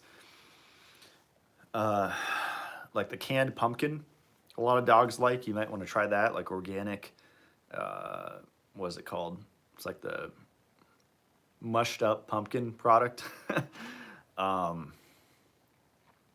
that's a good source of carbs. Or, you know, try giving them like cooked squash or something like that. Basically like root veggies, kind of like with humans. You know, beets, squashes, stuff like that. Stacy said, is putting red light on your long bones like tibia better than just putting on abdomen? That, but was unsure if true. Well, with hitting the bones, it's definitely, you know, our bones are what make our stem cells. So it's definitely, red light definitely affects stem cell production in a positive way. But remember, your sternum is there, right? So it's just, you're hitting your sternum. It's really all you need. Your spine is amazing to hit. So in a perfect world, you would hit your front with the red light. So right, naked in front of the red light, 5 or 10 minutes, and then flip, and then the opposite way, 5 or 10 minutes. It doesn't take much. You don't. I think people don't use red light therapy because they think you need to use it for like half an hour or an hour a day. The time commitment is so small. 5 to 10 minutes a day is all you need. If you did 5 minutes front and 5 minutes back, that would be a dose because it's super concentrated. And again, it's affecting your organs, it's affecting your blood, it's affecting the tissues, it's affecting your bones. It hits everything, so it's very beneficial. Mike says, is it beneficial to add trace mineral research drops to water? It's part of the root cause protocol that I'm combining with your CLF. Yeah, I did it for years. You could definitely do it. I think there's a benefit to it. I think there's levels for sure. Like with water, unfortunately, we're at a place on planet Earth where you need to, I'll say it this way, to bathe in clean water, you need to own a house, which is a huge freaking investment, obviously, and to put a reverse osmosis whole house system in. Okay, we're not talking about a water softener. We're not talking about a couple 10-inch canisters. We're not talking about Big Blue 2 20-inch canisters, right? Over the years, being in natural health, 11 years, I've been to people's houses, you know, little meditation gatherings, whatever it is, see what these people are using for their whole house system, right? Kangen water drinkers. And it's like, wow, this is what's, you know, this is what people are bathing in. And they say, oh, I have a whole house filter. And I used to think like, wow, you know, what a luxury. But is it a luxury? Or is it part of the game now? Unfortunately, it's part of the game. It's like hunting or foraging. It's like that.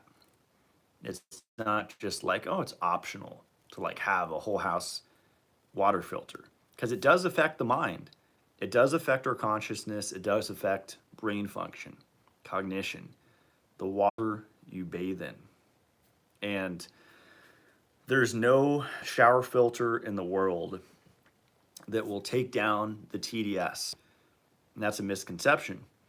And when someone frames that question to me, I know where their understanding's at with water, because I get it all the time. It's, my shower filter didn't lower the TDS, Matt. Is it working? Well, shower filter is not designed to remove the TDS.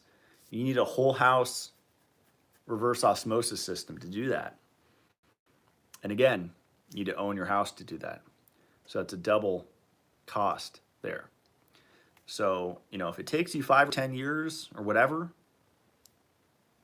yes, but I would say you know, a lot of people, like this guy building the goat fence. He's like, yeah, tomorrow I'm going on a big project. I'm building a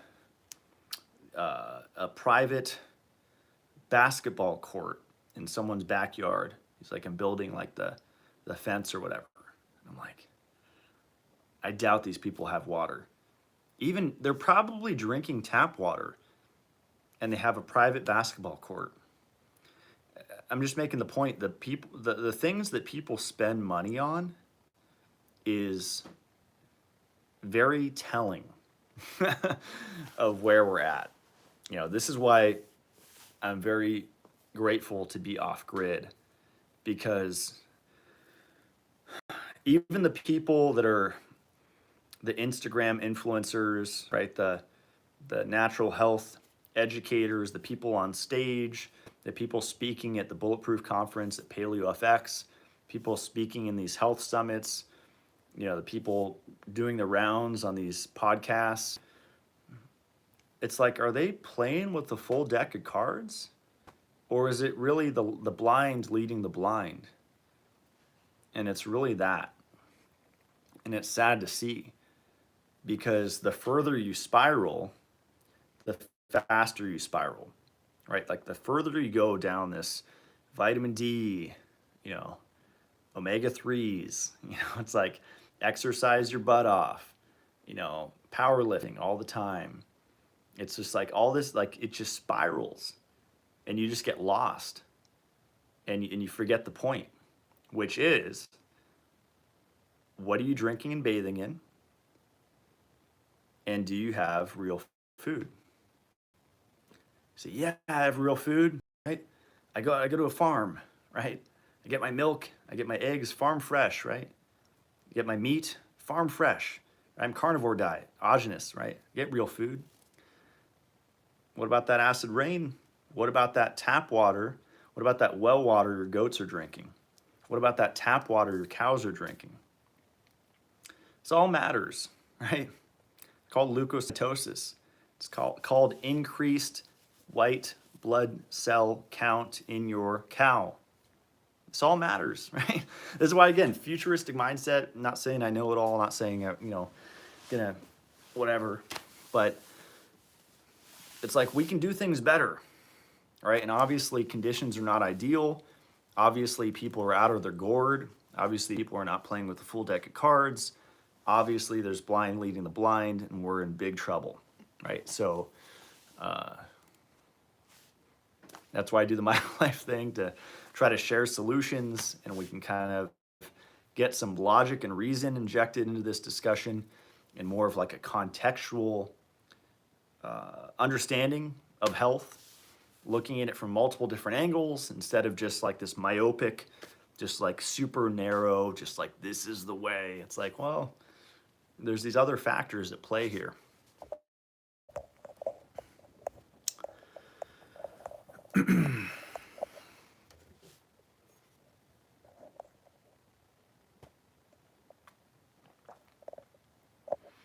Jennifer says, I see a lot of women promoting low PUFA makeup, but natural makeup tends to also use iron oxides for pigment and coloring. Is that a concern with skin absorption or even lip products with ingestion? I believe it is. Yeah, iron could definitely be absorbed transdermal. I mean, maybe the amounts matter. I would say if you're, you know, if you're on all the stuff I mentioned before, right? You know, aspirin and red light, you know, aspirin, I guess, is optional. Beef liver, oysters, vitamin C, Shilajit, you know, if you're milk, lactoferrin, if you're stacking all this stuff, then a little iron oxides, transdermal may or may not be an issue. Again, probably contextual with, you know, how you grew up and where you're at. But if you can, I would avoid it. I've been using the reverseskinaging.com copper peptides before bed, GHK serum. and that was recommended by Morley. It's like this bluish cream, and last night I didn't use it. Sometimes I'll use it, but supposedly that can like reverse age spots. Progesterone cream, by the way, can also reverse age spots. I've just been kind of meditating on my neck, because like I still get burned on my neck, even in Idaho here, where the sun is not, still not that strong, but just an hour in the sun, and maybe I have to up my vitamin E. Who knows? Just more sensitive for some reason. But I remember growing up, and my neck would get sunburned all the time, and lipofuscin and aging in general is skin aging is largely caused by ultraviolet light induced damage, and there are preventable things to that. Largely, it could be copper peptides, it could be progesterone, vitamin E, even aspirin, niacinamide. All of these things are extremely protective for the skin. Red light therapy, of course, is protective against UV light damage. But yeah, those are my thoughts there. Iron is just going to synergize with the sunlight to cause harm. So all those things I mentioned do the opposite.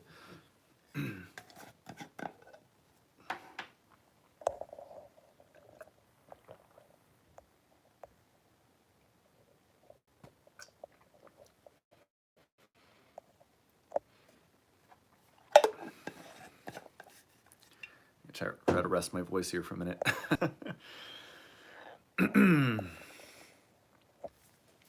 Hey Matt, anytime I take Shilajit, I get detox symptoms. I've tried writing it out, but it hasn't gotten better. Do you think it's chelating HMs? Maybe I should try a binder like zeolite with it. So do you think it's chelating heavy metals? Yeah, I mean, Shilajit, that's a main part of what it does is cadmium, mercury, aluminum, thallium. It will chelate heavy metals from your system.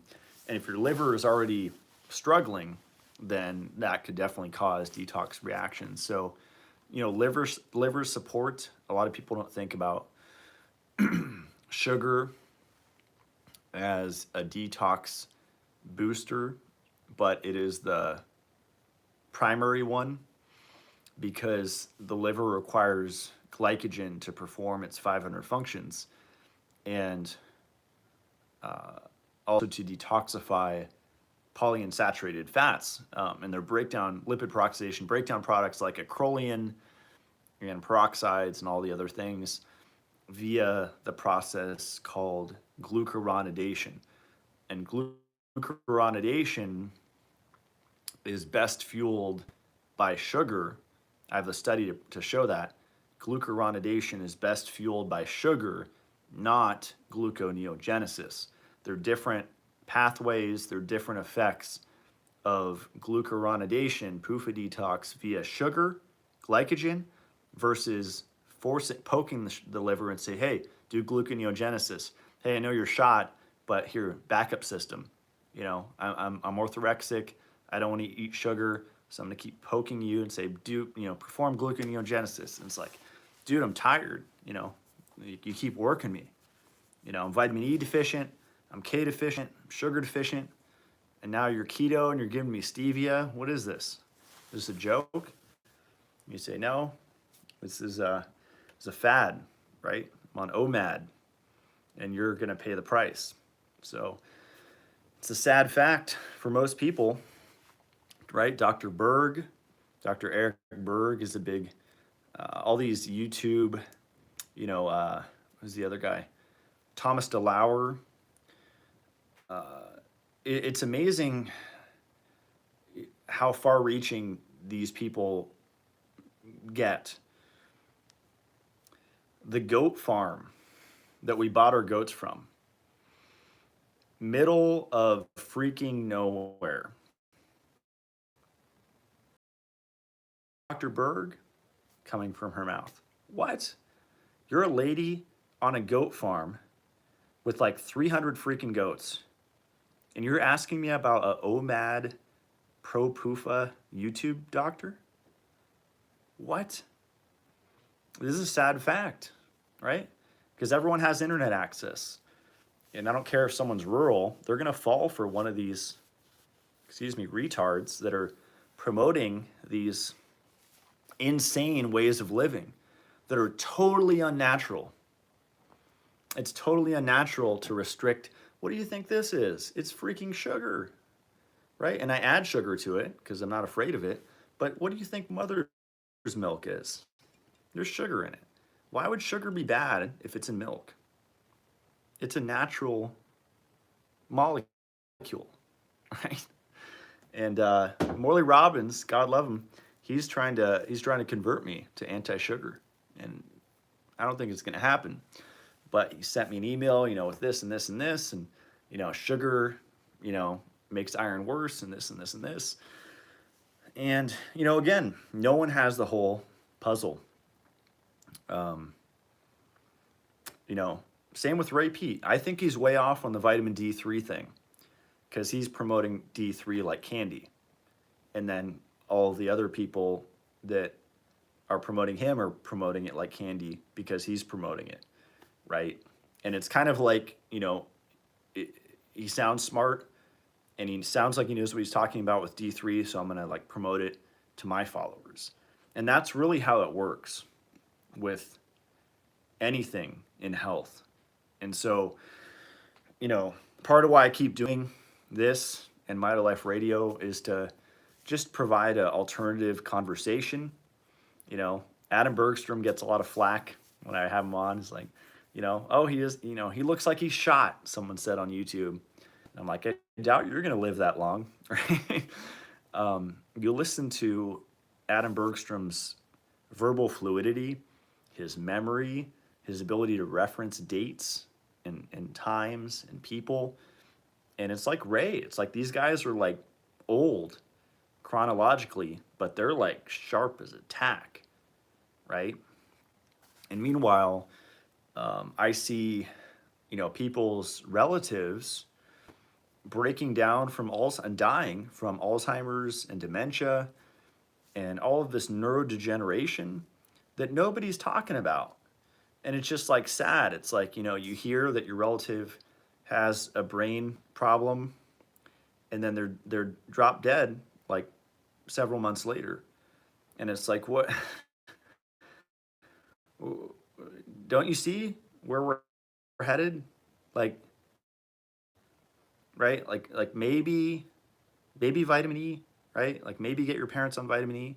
Maybe get them on methylene blue that prevents Alzheimer's and dementia and actually cures, methylene blue cures Alzheimer's and dementia. Vitamin E, right? K2, all of these things that are like highly neuroprotective. It's like, don't wait till it's too late, right? Because most people do that. And, just some simple supplements. Like I'm really concerned about my father just because I see the age spots and stuff, and I do my best. I don't really have to change anything he's eating. I just have to give him certain things to mitigate. And you would not believe the mitigation effects of vitamin E. And they say, oh, it's synthetic. It's an isolated vitamin. It's going to cause these issues and blah, blah, blah. It's all fear porn.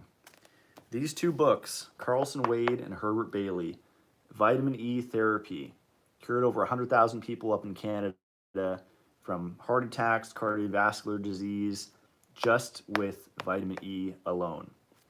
And also from eye disorders, mental retardation, all sorts of, high blood pressure, blood clots, vitamin E therapy, huge.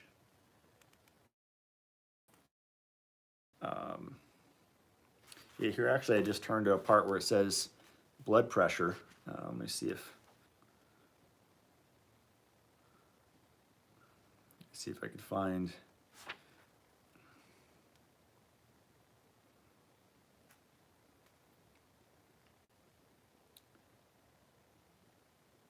Yeah, so vitamin E helps rejuvenate and relax constricted blood vessels.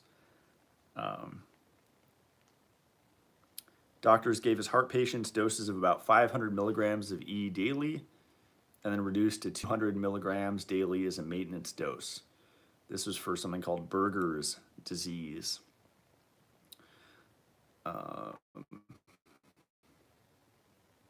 Yeah, anyway. If anyone's dealing with any kind of heart issue or blood issue, check out these books, check out vitamin E.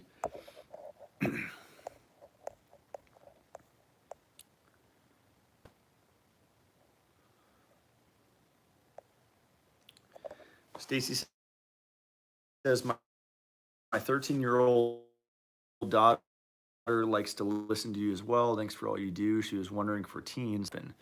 Bone broth would be the main thing. You might want to try a supplement from North American Urban Spice called Ginger Max or Gingimax, something like that. And it's a mix of ginger, fennel, and one other thing that I can't remember. But I keep that in my first aid cabinet. That's really good. Any kind of food poisoning symptom, stuff like that. Yeah, gelatin, the homemade gummies would be really good. A high quality bone broth. Maui Nui is it's kind of expensive, but it's a venison bone broth from Hawaii. If you can find like a good local bone broth, or just make your own with filtered water, it's quite the process. It's easy. You just get filtered water, you put in soup bones, not marrow bones, soup bones. Because marrow bones are like pure iron. There's copper in it as well, but it's a significant dose of iron in bone marrow. So buy the soup bones, and then you basically low and slow. If you can simmer the broth for 24 hours minimum, that's ideal. 12 hours is okay, 24 is better. My best bone broth I've ever made was simmered for 36 hours. I believe it's kind of like 36 to 48 is the sweet spot for making good bone broth. Most people don't do it long enough, just overnight, 8 hours, not enough. You're not gonna get all the goodies out of the bones only doing it overnight. It's like chaga tea. Slow and low, really, to get all the nutrients out of it. But yeah, Stacy, I would look into the homemade gummies on my website under recipes. Make the homemade gummies and see if that helps.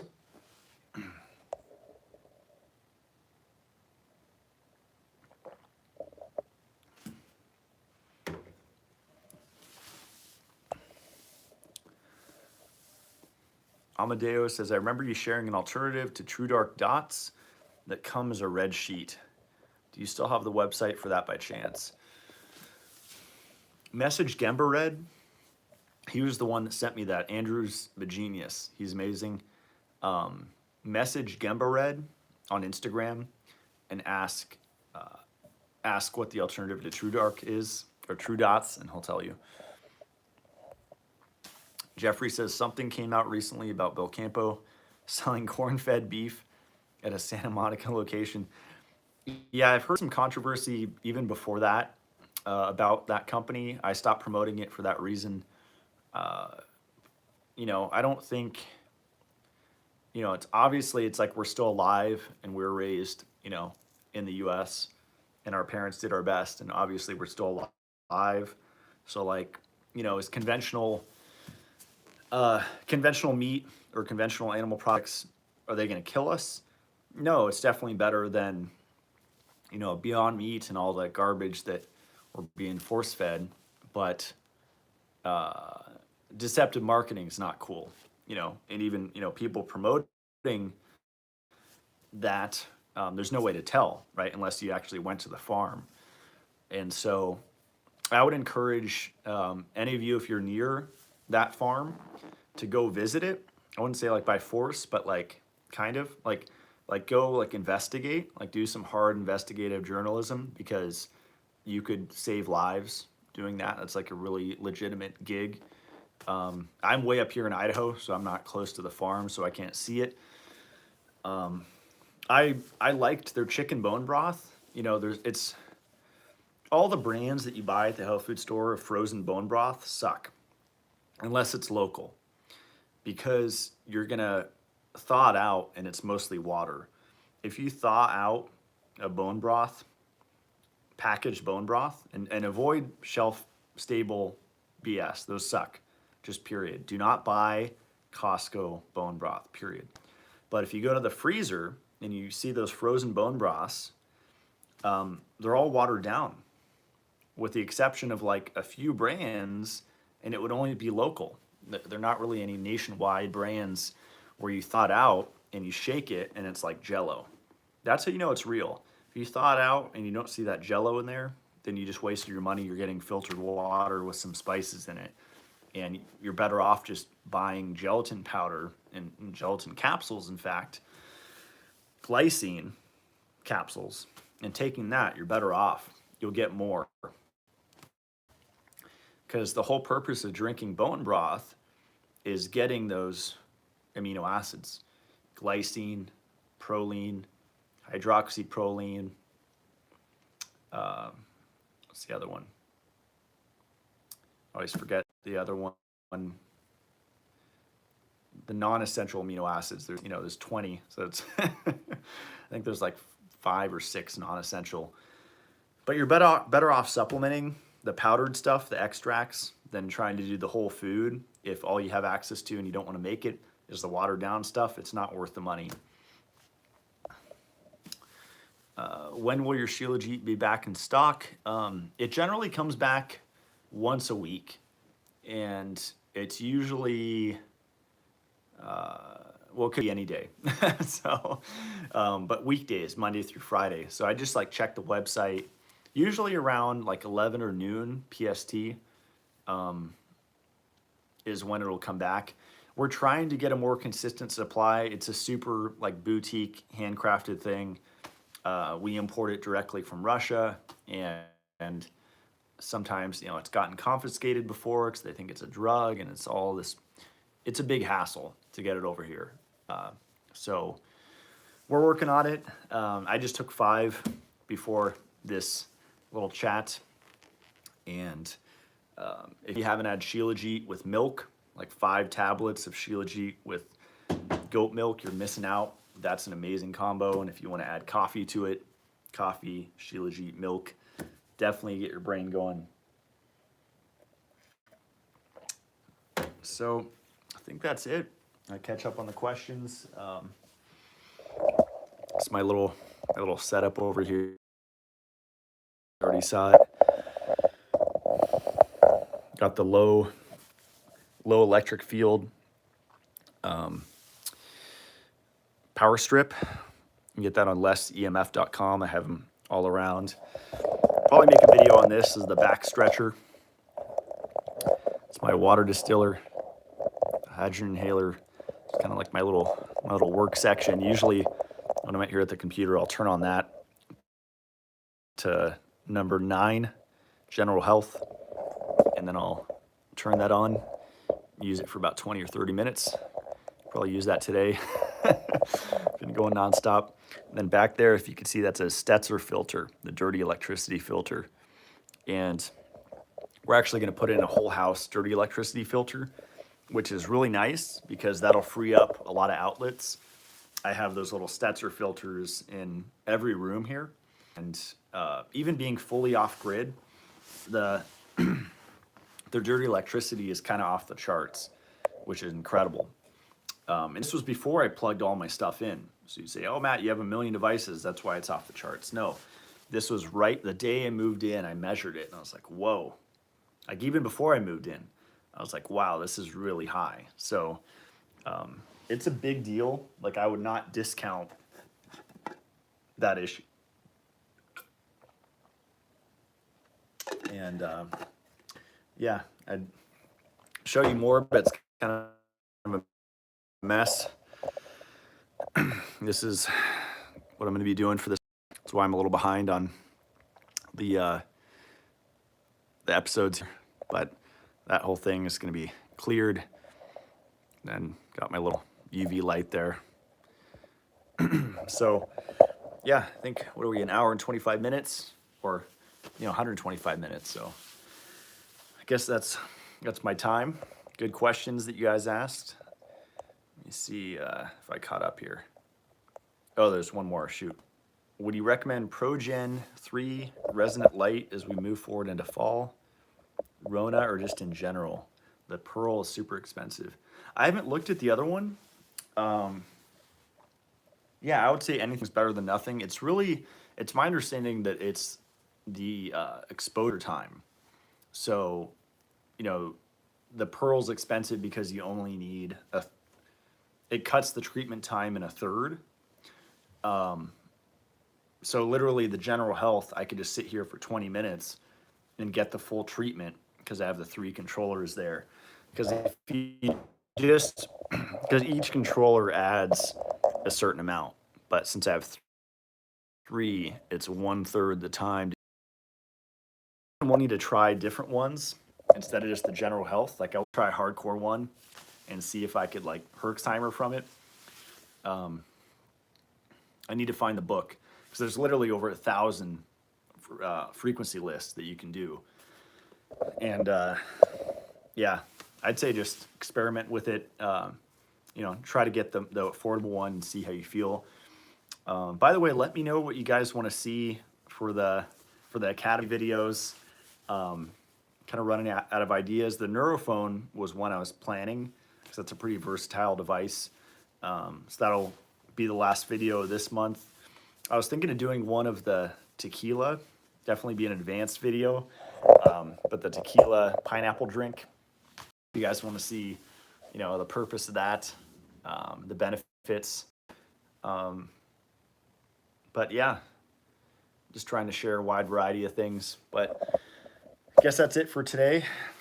Check out these books: Dumping Iron, PD Mangan, Death by Calcium, pretty dense, but this author actually has a good book on magnesium as well, Thomas E. Levy, and then Herbert Bailey, Vitamin E, and Carlson Wade, the Rejuvenation Vitamin. Thank you guys. Yeah, just let me know what you want to see. Sorry I haven't been as active on the Academy. I'll be checking it more often. I think we're like 2 weeks settled in here to the new place, so it's just been like nonstop. Tomorrow, getting internet installed, better internet, and better solar. Gonna start. Actually, in fact, the whole solar power system. So the panel is 2 decades old. So it's barely keeping up, and if it were to maintain, but even stuff, it all takes power. So even to roast my coffee beans, that's 10 minutes of high heat. I think that's a significant load on the battery. Everything adds up. So all my devices aren't too much, because it's not on 24/7, but it's the stuff that's running all the time that adds up. So I'll probably do an off-grid video if you guys want. I don't know how many of you are interested in going off-grid. But there's a lot of little details. A lot of it's just like context, where you live, your lifestyle, stuff like that. But if you guys are interested, I could share my setup and how I'm making it work. But